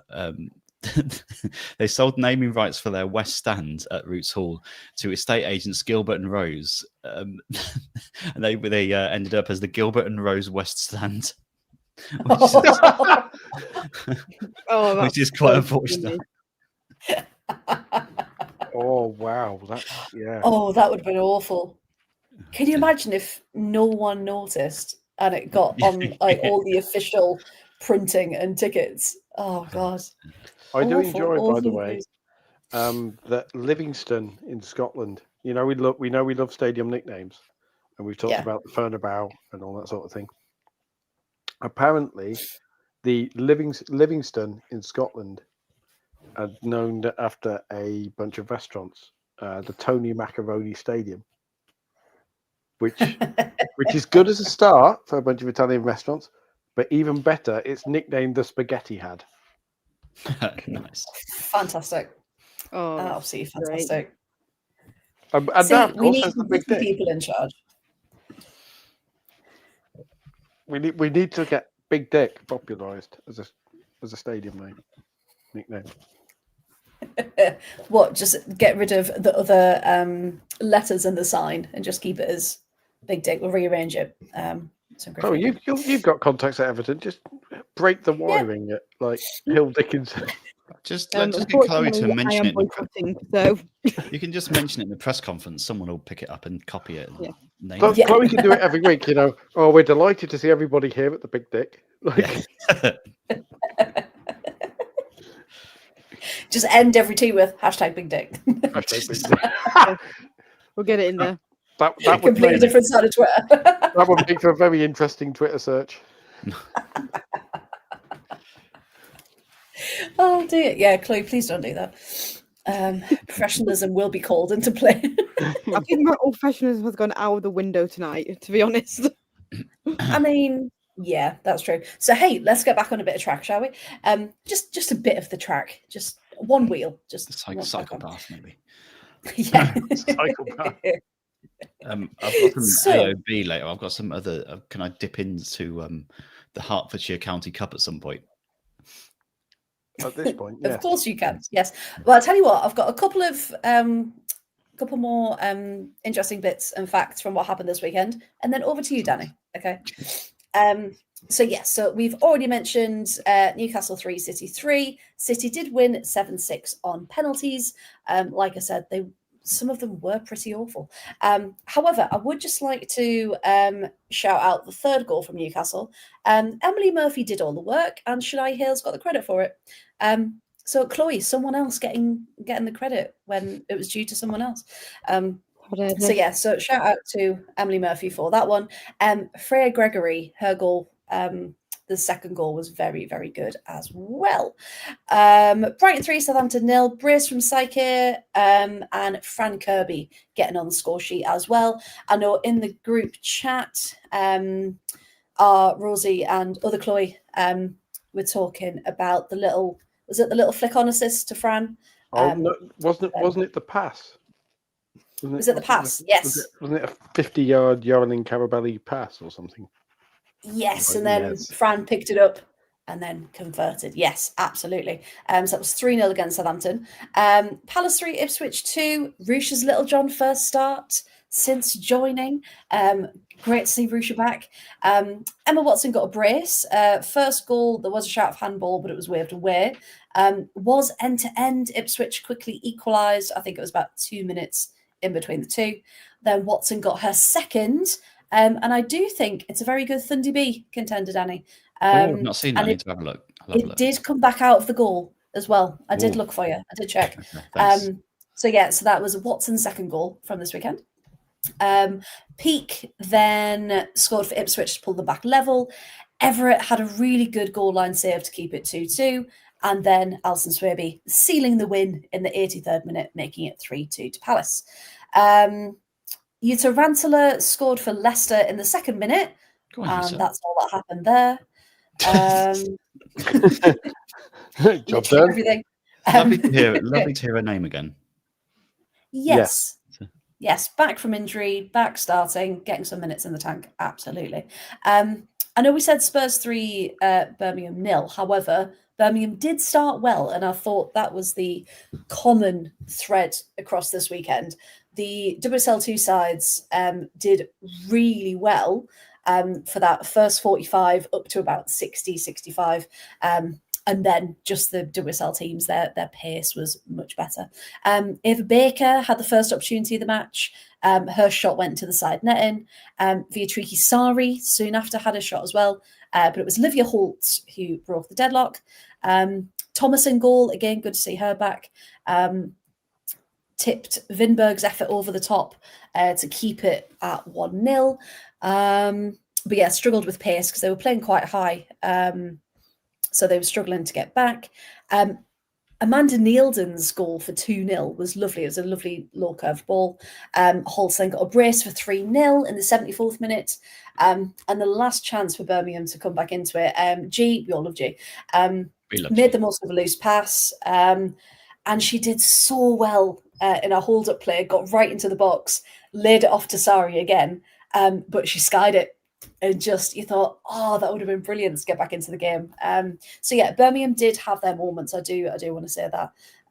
But yeah, Spurs just too good. Who'd have thought would say that? Villa game, Daly powerful header after 3 minutes for 1-0. Really good to see Ellie Roebuck back in goal again. Comfortable save. Bristol had very rare chances throughout the match. Lucia Kendall, who of course has been called up to the England squad. We will talk a little bit about internationals, don't worry, after this. But yeah, Kendall looking very promising midfield. Tried to look on goal as well a few times, which was great. Lovely hold-up play by Grant, who crossed into Mullet, who was in the box, and it was her first senior goal, so shout out to Georgia Mullet for that. So it was 2-0 at half-time, definitely could have been more, but the Bristol keeper, was it Williams, made some very, very good saves. Lynn Vilms, again, could have had at least 3, so she kept her out. Maria Ferrugia came closest to getting one back, but her effort just dipped behind the goal, instead of in front, of course.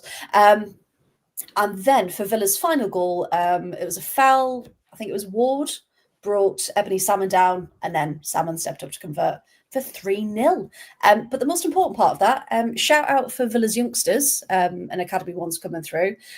Georgia Mullet is 20, came through the academy and scored. Rachel Maltby is starting quite a few games. She's only just 18. Lydia Salloway came on as a sub. She's also 18. And 16-year-old defender Katie Scott made her first team squad appearance for the first time. So shout out to her. Because when Arroyo came in, she said that she really wanted to make a really good connection with the academy and the youth pathway. And you kind of think, yeah, say the right things, but she's actually putting it into fruition. So yeah, well done to Arroyo for that.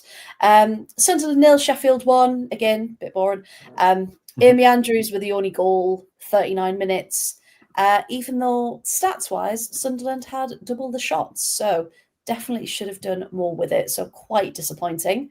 But Sheffield quietly going about their business, unfortunately, this season, and in the Cup. And of course, we can't forget on Thursday night, it was Durham 1, Liverpool 2, with a late Sam Kerr winner in the Cup as well. So I just wanted to show us the league table. I'm really loving the pastel-y colours, by the way. I must appreciate Thank you. It made me very happy putting this together. So thank you very much. I appreciate it. So as we can see, it's only really group. Well, not even that. Probably Group D. I mean, Leicester look set to go through, but all of the others have got the top two contenders. With it all still to play for. So remember, it's the winner from each group and the first best runner-up as well. Just the first best runner-up, is it? I believe so. Does that work? Straight to quarterfinals, is it? Okay. Yes. Yeah. Because then we get, because we'll get Arsenal, Chelsea, and United back in, won't we? So that's 3. Oh, of course, yeah. 4, 5, 6, 7. Yeah. Oh wait, no, maybe it's just the winners then. But yeah, no runners up. Yeah. No runners up. No runners up. No runners up. Yeah, because last season it was. There's going to be some proper dead rubbers going on. It's just going to be. Can you imagine Birmingham City versus Bristol City on a Wednesday night? Just like literally, no. Well, thank you everyone for liking the graphics. By the way, I do appreciate it. I do all of this and then forget to post them, and it's quite annoying. But yeah, so because last year there were runner-ups, and that's why United fans hated Villa for a bit. Because of course, yeah. Confirmed Dundee B, by the way, Emma Watson. I've just had a look. Confirmed Dundee B. Yeah. Yes. Bounces back out past a 6-yard line. Absolute wonder of a right foot as well from Emma. It was just the way it sailed through the air, and you just thought, yeah, that's a ricochet back out to the other goal at this point. Since I did have something else to say. Other stuff. I've got one more thing. Oh yeah, go on. Drop your thing in. One more thing. With this one, Villa Birmingham City was meant to be such a good matchup, right? Yeah. It was meant to be at Villa Park on the Sunday. They've moved it to Friday bloody night. Friday night. The Bescott. Oh, get the Bescott. Nothing like a good old Birmingham Villa derby at the Bescott, is there? Friday night in Walsall, yes. In Walsall. Bring it on. The chippies are going to be flipping, loading up for that one. The metal bars are going to be coming down over the chip shop windows. They're going to be covering up the pissing statue in the city centre. Hey, it's not Poundland anymore. Not Poundland. Not anymore. No. Change sponsor. It's the Pallet Track. The what? The Pallet Track. There'll be delays on the M6. Everyone parking on the flyover, desperately trying to get a view. It's the only stadium in Britain you can watch from the motorway. Pallet. Sorry, I'm back to pallet rack. Pallet rack, as in racks of pallet or pallet track. Pallet. No. Track. Pallet-track. So basically, trolleys. The trolley stadium. The trolley Bescott Stadium. Yeah, so you just think Friday night that deserved a Villa Park. The men are away that weekend. Yeah, why did they move it? Was there any other? I've no idea. They haven't released a reason. Because people didn't because they didn't think enough people would turn up at Villa Park for a pointless game in a fairly pointless competition. But it's the first time to have a derby, isn't it? Yeah. Well, that's the thing, yeah. So it would have been. I mean, loads of people have been talking about it for ages, and in fact, I think that's the game that people have gone out of all of the Sandwich Cup games. That's the one they're going to. Like stuff Spurs, stuff Bristol. We're going to go to this one. So yeah. So if there is a reason that comes out, I will let you all know. But yeah, just quite annoyed that they've moved it to 7:00 on a Friday night in Walsall. Which, I mean, if you're trying to get anywhere in Birmingham around the hours of 4 and 9, it's impossible. So at least with the jams on the M6, people will be able to watch it. Yeah. There'll be 3 people inside the stadium and 4,000 people on the viaduct. Yeah. Hoping for a better view. Hoping for a slightly better view. Yeah. But yeah, Paul, what were you going to say? I was going to say they could name it after baby furniture. The Tutti Bambini Bescott Cot Stadium. Like Bescott Cot Stadium. Almost sounded like something else. Yes, which would bring us back to the big dick. Which it would indeed. But no, apparently, were you all aware that there is apparently a Lionesses FC supporters team? So a team of people who have been brought together because they support the Lionesses, and apparently they travel and they play other international club supporters teams. So you have they'll travel and play like the France supporters team. Really? These Blues with an E supporters team and whatever. There is apparently they played Avro FC ladies this evening. All right. And it was supposed to be a friendly game. The game has been abandoned because it kicked off on the pitch and police have been called. That's incredible. But no, I did not know that. So thank you very much. Great. Hey, we're bringing wonderful, useful information to the podcast. Because apparently there was a clean tackle and it kicked off and there was slaps in the face and punches and at least one player got laid out. One player got an RKO in the centre circle. You can guarantee if someone's got video footage of that, that's going to end up on all the football banter accounts, isn't it? Like Brexit football women's edition or something. Supporters clubs are meant to be friendly and welcoming. The thing that makes me laugh the most is Avro FC are named after a company that went bust in the 50s. Like Avro. Did I know that? Bust in the 50s. So that's just that. And so Simon does have a point actually about moving it to the Bescott to stop most of the Muppets turning up and using it as an excuse. Maybe. Yeah, because I suppose if any of those Oh no, Lens hold fans. on. Is it this Friday night? Is it this Friday night? No, is it, no. Is it possible that Villa have a European game on the Thursday night? Villa men. No, the men are away to Leeds or something, so it's not till November. It's like November the 7th or something. So yeah, apparently the men are away. Presumably they'll make sure the pubs don't open so it doesn't all kick off beforehand. Outside the pallet track stadium, people throwing wooden pallets. They did a really nice. I think I said this when they first opened it. They've opened up a bar that's actually in the car park. Sounds really dodgy. But they've done it out really nice. Bar in the car park. Brand new space. That's so lower league. That's such league. That's so League Two. It's untrue. Like honestly, there's no room inside. There's barely enough room for a toilet. It's just a fellow handing out cans and tins of stuff, isn't it? It's cans of Diamond and White Lightning, isn't it? Yeah. One of the backroom staff just said, "Cash only, come on." Cash only is Kiski. We've got a Costco across the road if we run out, but just dodgy. There's actually a retail part next to it, just in case. Dodgy Lithuanian beer or something for £1.50 a can.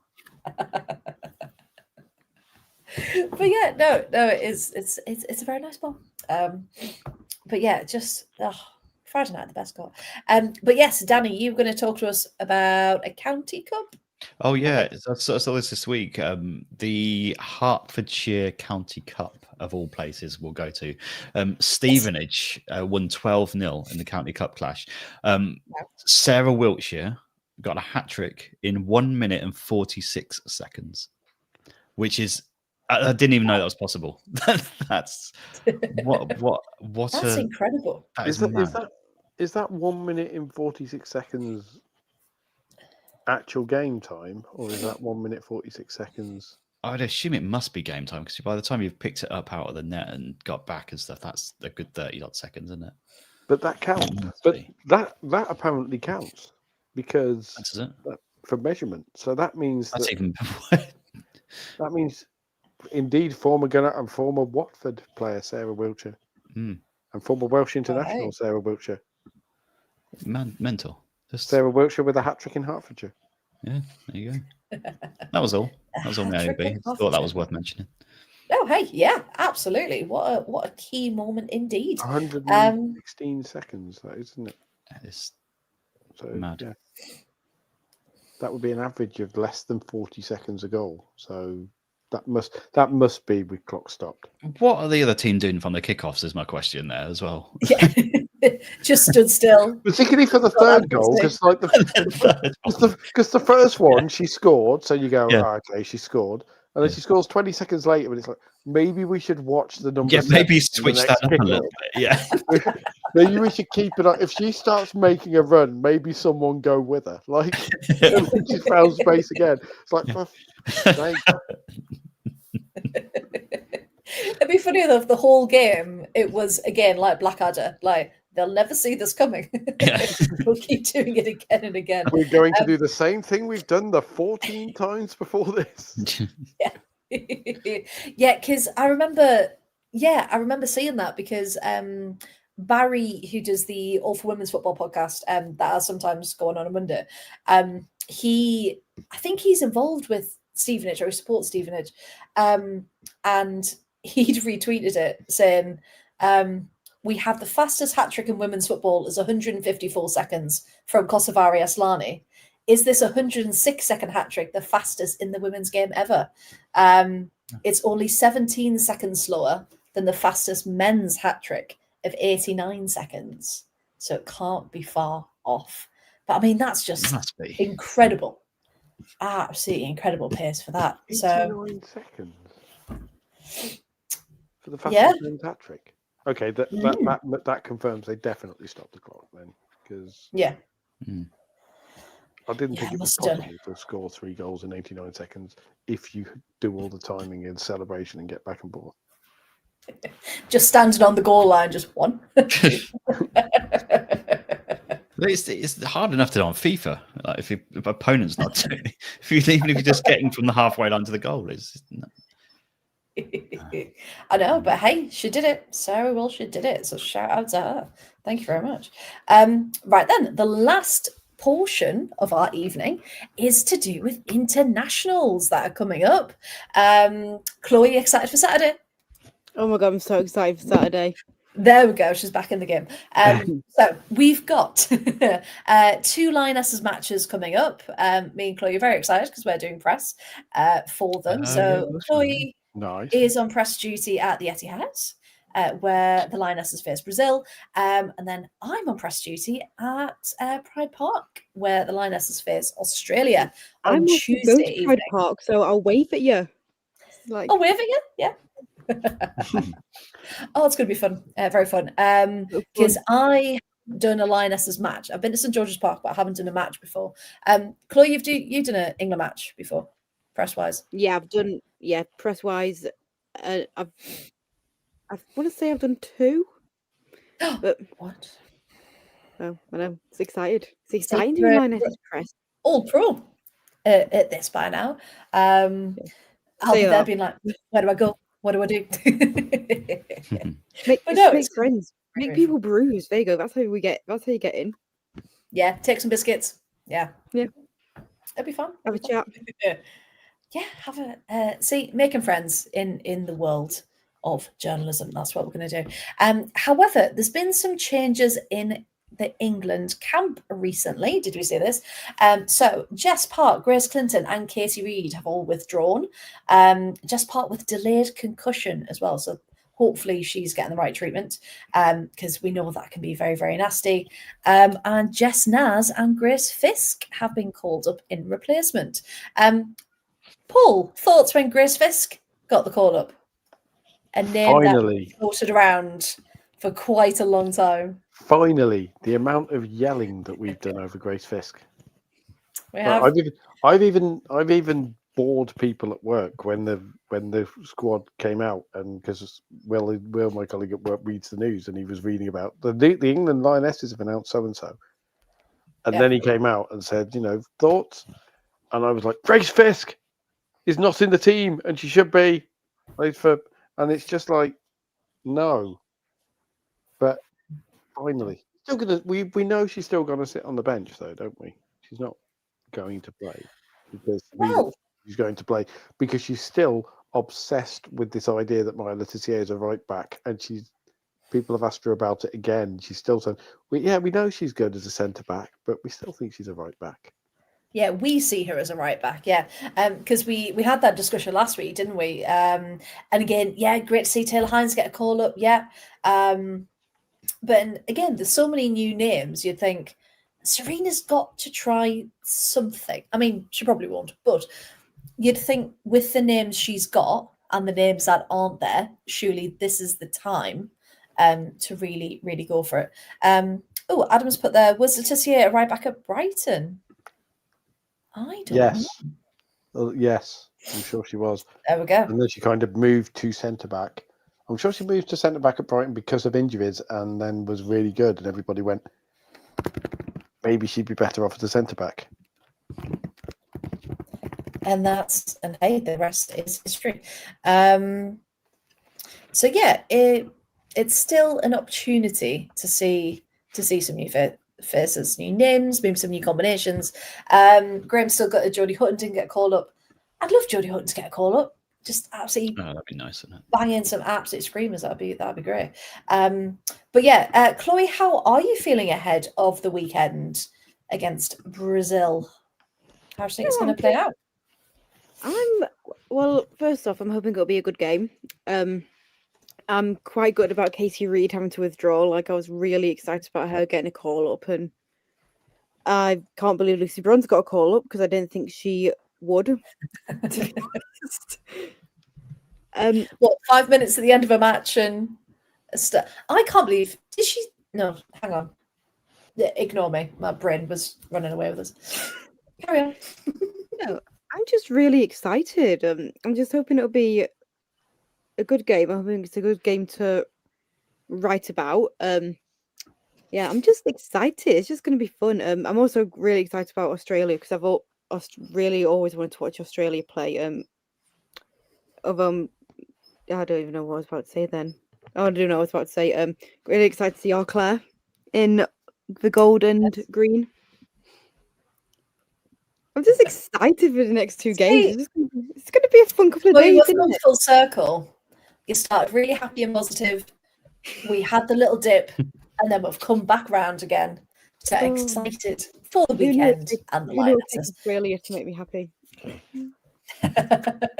Well, so yeah, it just needs some time away from Everton, away from the Blues, and just put the England kit on for a little bit and just think some space. Some space from the team. But yeah, Danny, Paul, looking forward to these internationals, or would you prefer that they're just friendlies? What's the point? I think my topical tag might give you a clue. Well, I did think you'd have an answer for me. Yeah, go on. What are your thoughts? Just it's all very well because yes, Brazil and Australia and their teams that we don't get to seeing them play, and they're very, very good teams, and a good test. But also, do we really need 3 bloody international breaks in the first 3 months of the season? Can we not? Why do we have to play them? And why do they have to be 5 games back to back and all of this? Why can't these games happen in January or February or March? I'm just going to April, possibly, maybe even May, maybe June. Or you have, as I saw was mooted somewhere, you have a 2-week international break, and then that's what they're doing in men's next year, isn't it? Which is what they're doing in the men's next year. That'll be where I heard it, Danny, because I thought I'd heard it somewhere, but I wasn't sure where. And you literally have the games happen in that 2-week window, and that's it. Yeah. And then everybody knows for 2 weeks, right, it's boring. There's no club football, so we can go to the garden centre on Saturday afternoon or whatever. Spend some time with the kids. Go down that garden centre. Because the garden centre. Because honestly, I'm showing my age, but because honestly, Adam's right. In the winter break, although that kind of defeats the point of a winter break, although the winter break is a bit too long anyway, because it's like 5-6 weeks. Yeah, it's quite a long time. Does it need to be 5-6 weeks, or can it be 2 or 3, and then internationals, and then back?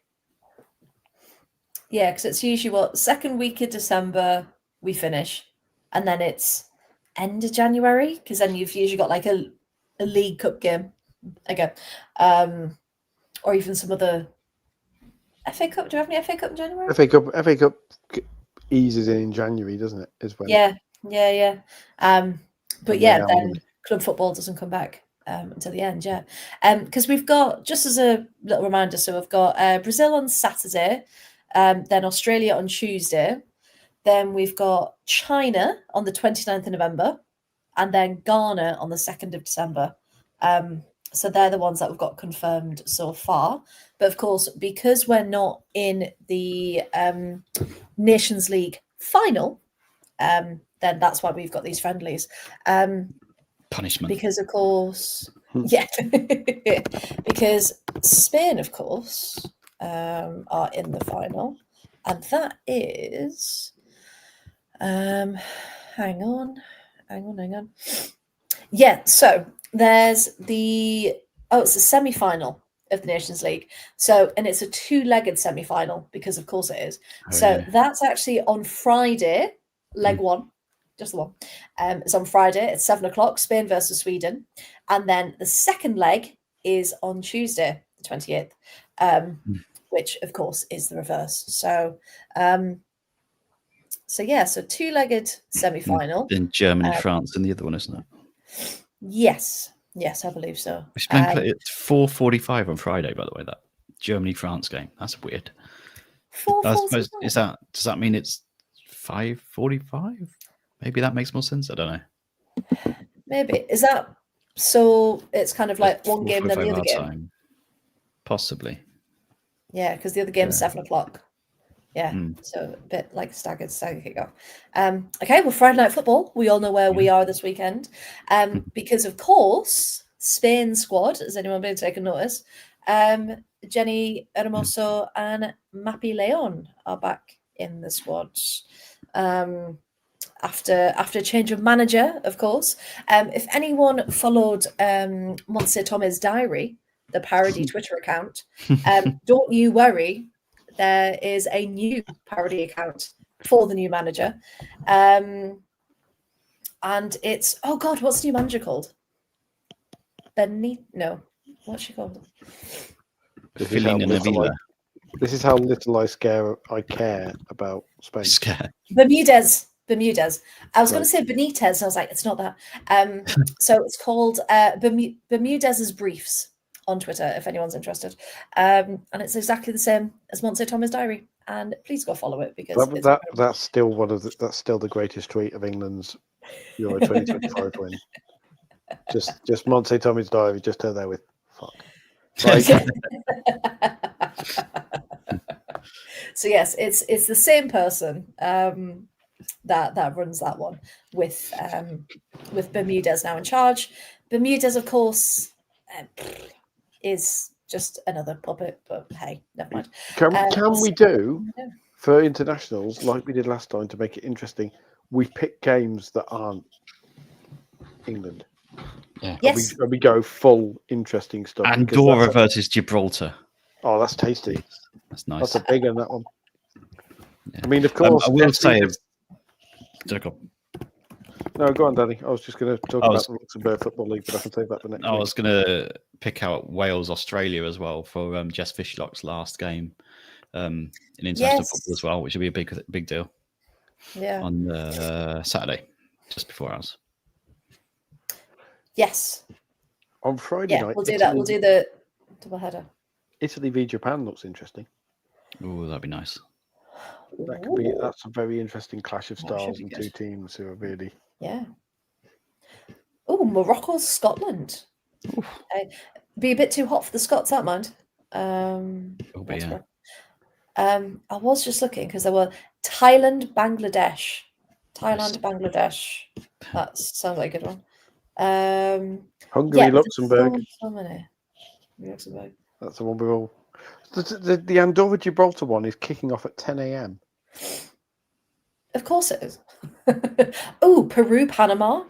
Yes, come on, Peru. That'd be fun. Come on. Yeah. Paddington versus Hats. Yes. I don't know if does everyone know my wife's Peruvian or not. I don't know if I've revealed that before. But yeah. No, I don't think you have. Yeah. I didn't know that. Peruvian. So Peruvian. We love the Peruvians. Great fans as well. They are.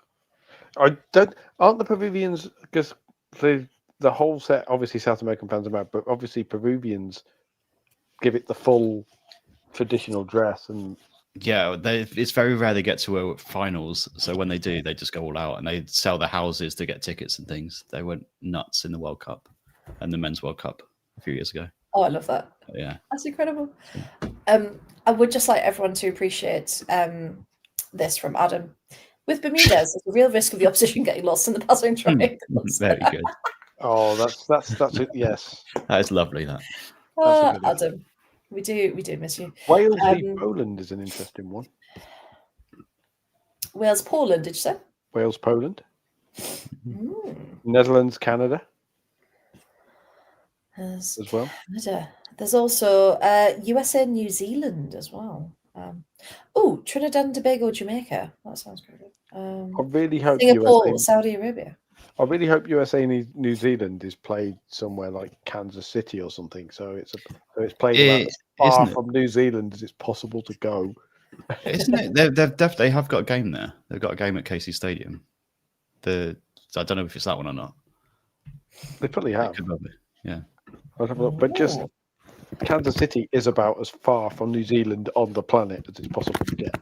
I'm pretty sure. I don't know if it's this break or not. Make history and play in the. Yeah, Kansas City. There we go. October the 30th. The CPKC Stadium. Yeah, that's it. Home of the upcoming There we go. champions of the NWSL, Hey. who only have one game left, ridiculously.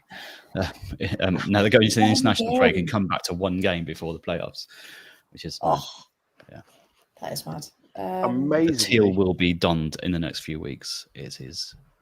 We've got to win it this time. They've finished so far ahead of everyone else. As it should be. I've just gone on just in case, I happen to be in America for that game, for the tickets. The most expensive ticket is $285 for that match. Jeez. $285. However, I'm sure it's just come up with dynamic pricing is in effect. Oh God. See, this is why is dynamic pricing in the women's game for friendlies? Like, it's horrendous anyway, but it's a friendly game. Can I just point out, really, Get I look for something to make a joke, and I've actually discovered that there's a thing called Antipodes map where you can put a place in, and it will tell you the thing that is directly opposite on the other side of the world. Nice. So so directly on the other side of the world from Auckland, New Zealand, is in fact Malaga in Spain. So that's the furthest you can get from Auckland is Malaga. Katie Tunstall in there. Oh, nice. That's a proper noughties music reference, that one. That's a... Is it 11,500? Everything. The capacity of the KPKC Stadium, 11,500. So they probably can. 11,500. That's probably why they're trying to up the prices a little bit, because they know they can. I guess. I don't know. Yeah. So awful. Oh yeah, the Women's Nations League is in fact taking place. So in the Women's Nations League, Northern Ireland versus a supermarket, apparently, and Kosovo versus Turkey.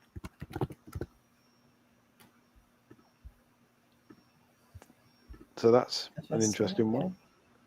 Unfortunately, loads for next week then. Yeah. Yes, because it's the playoffs. It's the playoffs, of course there is. I did just very slightly ages ago, and I never posted it because had a baby, got a bit distracted. Fair.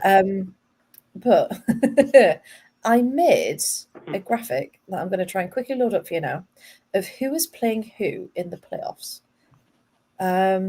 It took me far too long, so it needs sharing somewhere. It's thinking about it. Bear with caller. And it looks like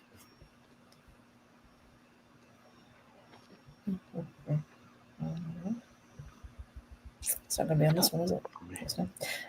We'll keep talking. It's fine until I find it. Yeah, so lots and lots of internationals and playoffs coming up, because remember the leagues, it was League A, League B, League C, but then there were different numbers within that as well. I'm nearly there, guys. I'm just on time. But we also had news that Izzy Christensen, did we see this? She's also taken on a role as second assistant coach for the under-23s, helping that development pathway, which was incredible. Love Izzy. Now, I found it. He's really making waves, Izzy Christensen is, like the best kind of waves. She is, isn't she? Retiring. She's really properly giving back to the women's game and doing her level best. And it's lovely to see, isn't it? We knew she was wonderful anyway, but... We've got the under-23s at Sixfields on Monday, which is exciting. Oh, yes, I remember you saying. And I think I finally saw something promoting that as well, which is quite nice.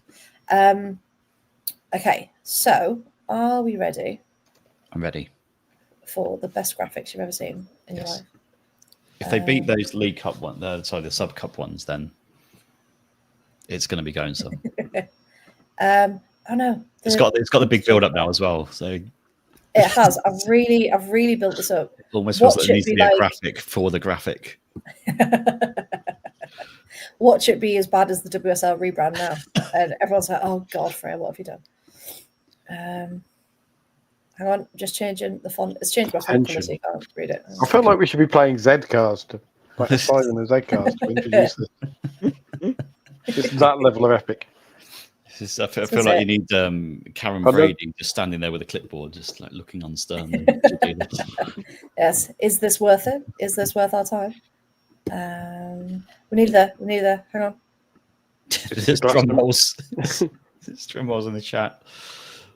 Adam is right there about Izzy Christensen as well. Yeah, she is.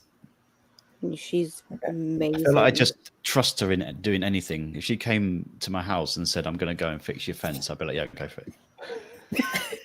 Just fix your fence. That's the start of a women's. There's certain sections. That's the start of a particular type of women's football film, isn't it? I've come to fix your fence. Go away, Phil. Not you. Not you. Come to mow your lawn. Come to mow your lawn. No, Phil. Phil, sit. Good boy. Okay. Are we ready? The graphics are here. Come on. Are you ready? Okay. She could fix Phil's toilet. Yes. Phil's toilet. No, Right. Nobody would inflict that on anybody. Oh, it's a moving graphic. Oh no, you're zooming in and out. I thought it was actually an animated graphic. I was like, that's amazing. I was going to say there's too many things for it to be a moving graphic. So everyone, welcome to my Canva. So in League A, if they are highlighted blue, that means they are finalists. Ta-da! The yellow is the playoffs, and red is relegated to League B. Okay, so in League A, we just had the bottom team relegated to League B. Just to clarify, I think I remember it right, that the third place team now plays the second place team in League B. Is that right? To see who ends up in A. Is that correct? Oh. League B. Oh. So yes. So in League B, so League B was a complicated one because all the top teams then got promoted, so took one of those spots. And then the second team, so like you said, Danny, of League B, then played off against the third team in League A, because they're both yellow. Then we had the Reds were relegated straight away to League C, but the Purples, because they were the highest second place finishing teams, will then be in a playoff to either stay in League B or be demoted, relegated to League C. And then again in League C, because we've got the odd number of teams in the bottom there with just 3, all the top teams that we can see are promoted to League B. But then the purple ones, again, top 2 best finishing. There was a reason Faroe Islands and Kazakhstan, even though they've got more points, I think Kosovo had a better overall because they only had 3 teams. There was reasoning for that. They're now in the playoffs between Cyprus and Kosovo. So there we go. So that is all happening. Was incredibly enjoyable. It was worth the build up. Thank you. Thank you very much. And on a serious note as well, that takes a long time to make. So well done, Freya. God, it takes so long. Thank you. For our viewing pleasure. That's dedication. I appreciate it. Thank you. I appreciate it. Thank you. So those graphics will be ready to go out. I will finally post them to social media after about a year for this weekend when they're all up there and ready to go. So there we go. And then I think the final thing. The third final thing. We will get there. We're nearly done. Thanks, dude. Yes, because it's Turkey and Czechia. Yes. Is it Turkey? Yeah. Mm-hmm. Turkey. Yeah. Yeah. You're absolutely right. Yes. But that's what they're called. That's what we put. We're all about authenticity on this show. We know that. Does that mean that we? I'm never sure whether we have to officially refer to Wales as Cymru now, because in most things internationally they are officially Cymru, but I think even the Welsh players they still say Wales. Yeah, they do both a lot, don't they? So yeah, I think we're still good with Wales for now. But of course, if it does change, we will change with it. That's absolutely fine. But yeah, no, the final thing. I mean, probably shouldn't mention it. It's not really fun. Speaking of the Lionesses, of course, that's where we were before the Nations League. BBC Sports Personality 2025 nominees have come out. And Chloe Kelly and Hannah Hampton are amongst the nominees. Chloe Kelly's going to win it, isn't she? Let's be honest. She was the favourite, yes. She's going to win it because of women's football fandom and extremely online women's football fandom who will all vote for her because of Well, that's the thing. You've got some incredible athletes in that lineup, haven't you? But it's the ones that people know that get the votes. And then we'll have the depressing arguments. Yeah, who should have won? Like the Ballon d'Or all over again. It's all woke letting them win because the Lionesses are going to win Team of the Year as they should, and then it will probably be Chloe Kelly because she's the person who the media made the face of everything. But I would argue Hannah Hampton should win it. Yeah, we've also got Ellie Kildun as well, of course, from the rugby. That is a good call. I mean, that's a very, very good shout. Adam saying, well, the Red Roses should win Team of the Year. It's hard, isn't it? Because obviously Red Roses did exceptionally well winning the Rugby World Cup.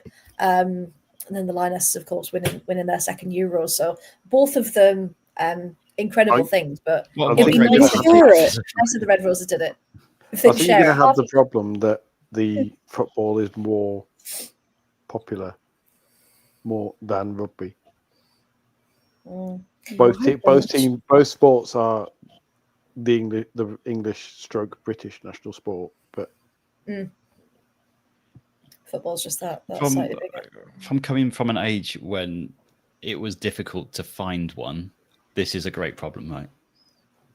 When it's like Tim Henman, oh god, or would it be who has lost most spectacularly but done it in a way that has won everybody's hearts this year? So that's what we should be about, the options. But no, it'd be great if the Red Roses could win it. I think Graham's point there, odds on an all-women top three. If it's not, then that's ridiculous. In my opinion, if it's not, it has to. Yeah.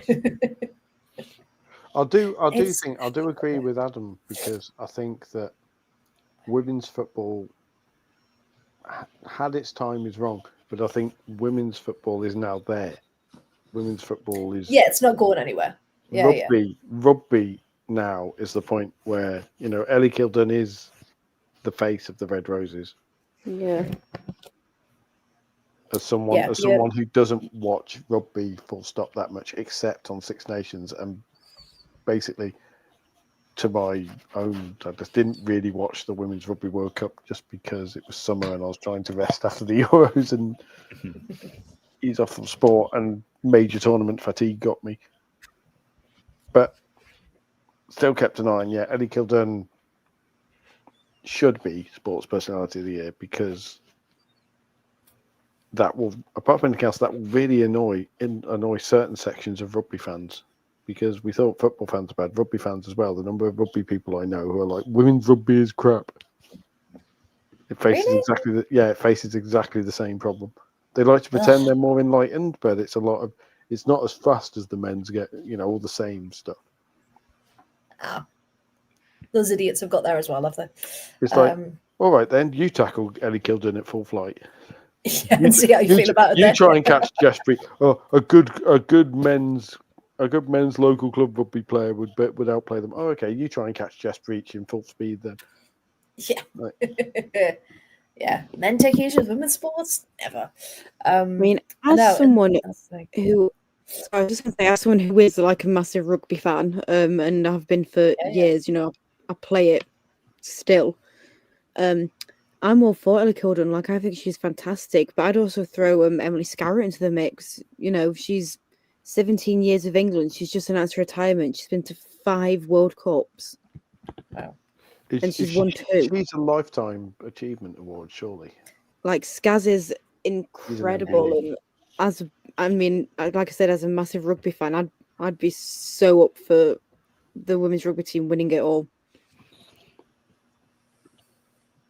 Yeah, I really hope they have, even if they don't win kind of team or that kind of thing, that they do have their moment and they get recognition for what they've done this summer. Because how incredible would it be? There we go. Right, Graham's made his prediction. Hannah Hampton, Elika Dunn, and Chloe Kelly. I looked up and I thought he was voting for Triple H for a second. That's a bold call. Is Team of the Year a voted one as well, or is Team of the Year a panel one? Because it's only actual individual sports personality that's like a viewer vote, isn't it? I think so. Yeah. All the others are like considered by panels and whatever, which means that the Red Roses have got a legit. I think they've got a more legit chance of winning Team of the Year, because I think there will be the situation where it's like the Lionesses have won it twice already, and whereas winning a World Cup on home soil beats winning a European Championship on home soil. And the last time the Red Roses went to the World Cup, they literally lost by a point. They came so close. I was fuming. The game was decided by a point.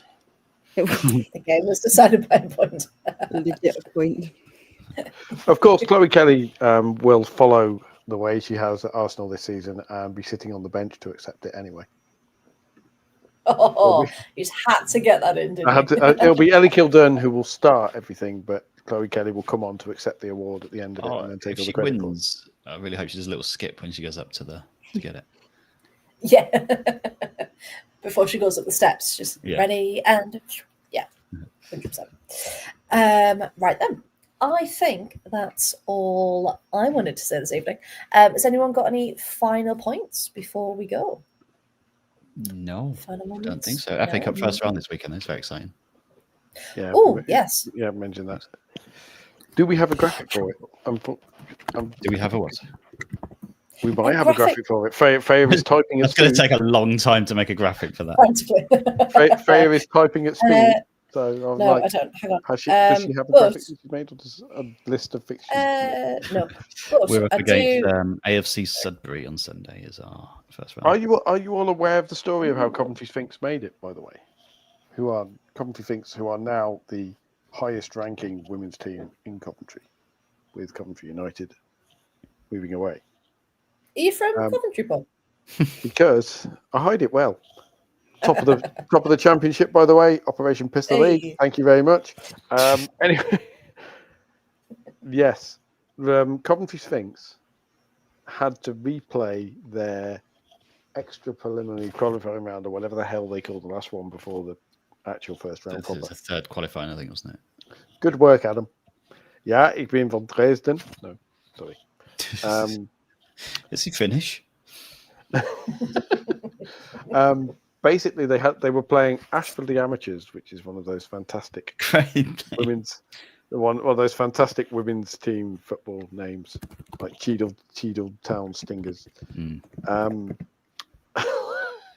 Go back and forth, and they thumped. I was talking to the Sphinx manager because he was on the show tonight, and they thumped them in the first playing. They were 5-1 up by half time. But there was confusion because one of the Sphinx players in the last couple of minutes got a concussion, and the ref said that they could bring on a concussion sub even though they'd used all their substitutes. Apparently, this is not the case, and Ashford Lee used this loophole to complain to the FA, who, despite the fact that the sub in question came on in the 88th minute and was a 16-year-old called up from the youth team in the 88th minute when the score was 6-1 in favour of Coventry Sphinx. The FA said, no, you've got to replay the whole game. So they did, and they won on penalties. And not only did they win on penalties, but the goalie was a 16-year-old making her debut in senior level football because all of the other goalies were injured. I mean, what a way to introduce yourself. Yeah. Her name, if you are interested in looking it up, is Pari Upal. Oh, That's fantastic. spelled Parri and then Uppal. And she is a 16-year-old who plays for Coventry Sphinx. Wow. Hey, Nice. shout out to her. But Fantastic the best bit as well about the interview was the manager goes, "Oh, you know, the reason she had to play is because before that we played Aston Villa PGA, and we got absolutely thumped. At some point during that game, we're not sure when, we only found out after she finished, our goalie broke her wrist." Which means that the starting goalie finished the game with a broken wrist for an undetermined amount of time. Oh, who do you think she is? Lucy Bronze? Like, what's going on? Dear me, that's casual women's football painfulness. Usually she's making one-handed saves like the whole time. Yeah, because surely you can't use it. But I mean, and that's what we want to do, don't we, on the podcast? Share all these incredible stories. The magic because of where else women's would FA you Cup. hear that? Yeah. Exactly.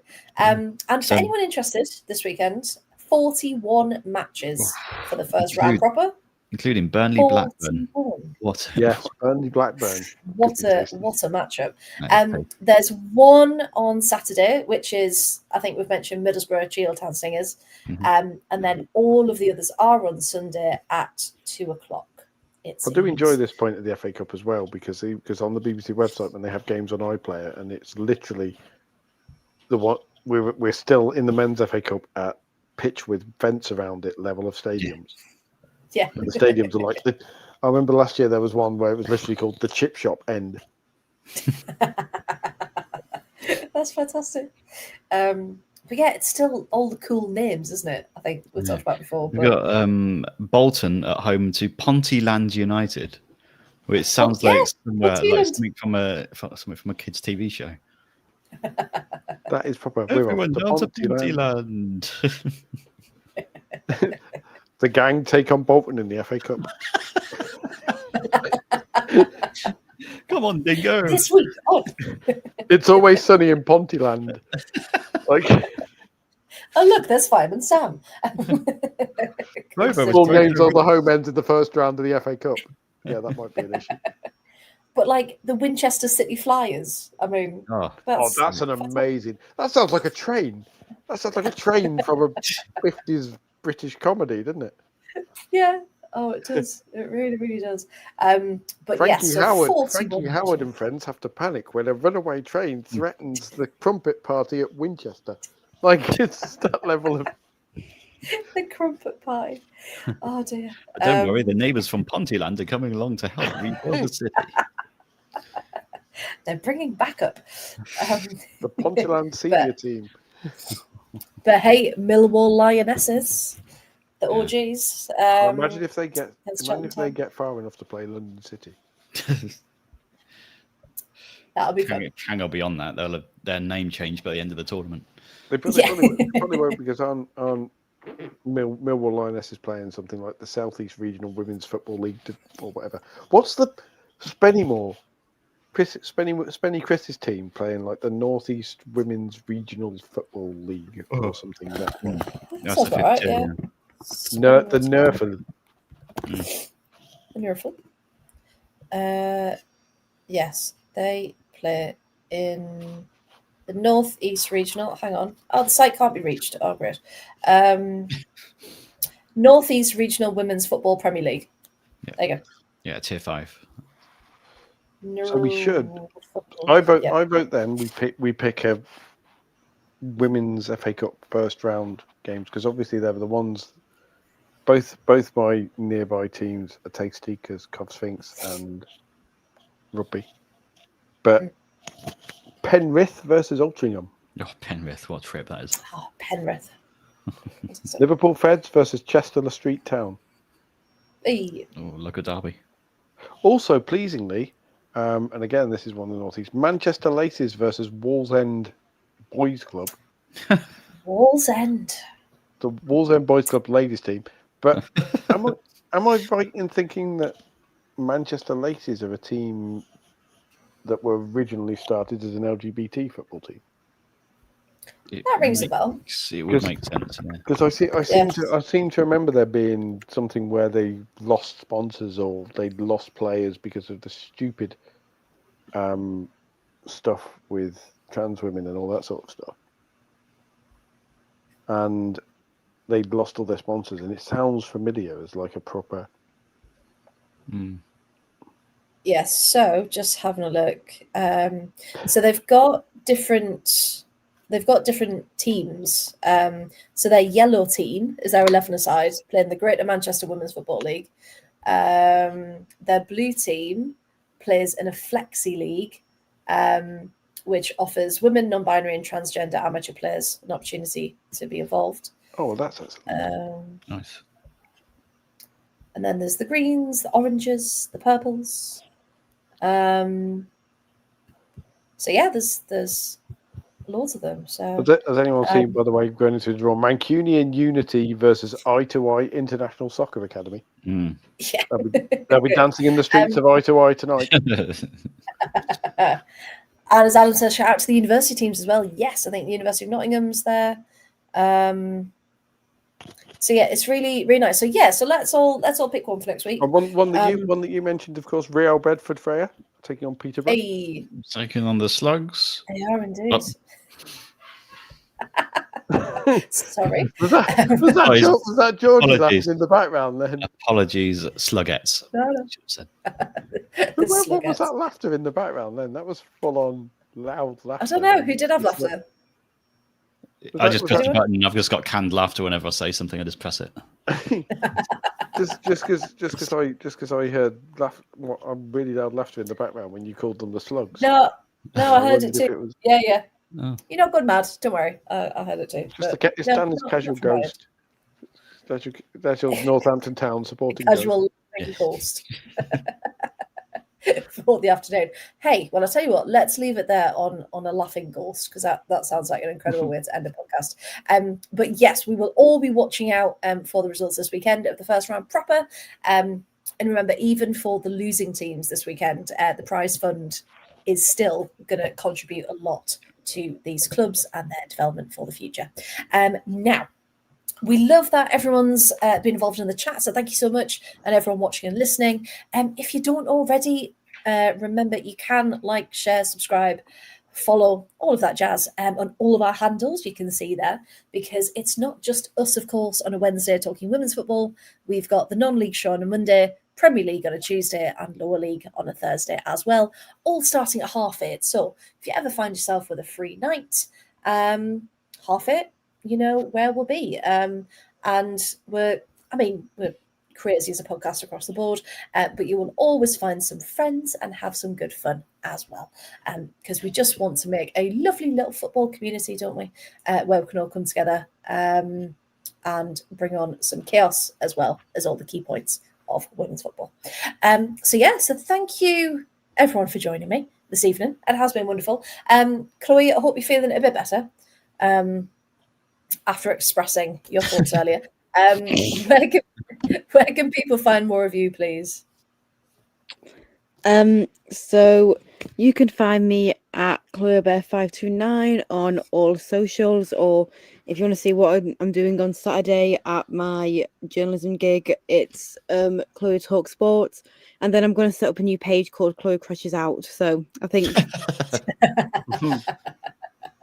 new feature every week on the podcast. I love it. Danny, thank you so much. Where can people find you, please? Thank you, everyone in the chat. Good to see you all. At Danny Brothers there on the twits, at Danny the Brothers on the Instagrams. I don't know why I'm still pointing. I'm just pointing. It's this green thing. This bit right here. Yes. Green thing that has substandard written on it. Yeah. Yeah. Substandard, subpar, and international no. Paul, where can people find more of you, please? You can find me, although I'm a little bit quieter there still, at Paul W Radio on Twitter, and Pucktistic with a weird underscore on Instagram as well.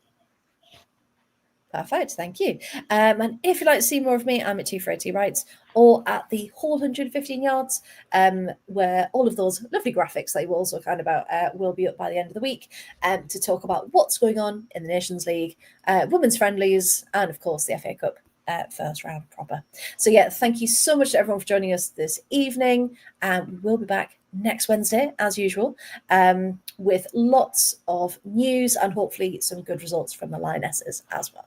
I have found literally. Sorry, Freya. I know you've finished up, but this is actually.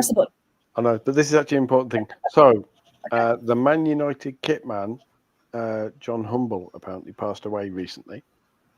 Yes. And there is a Just Giving to help his family with costs and funeral plans, which went up.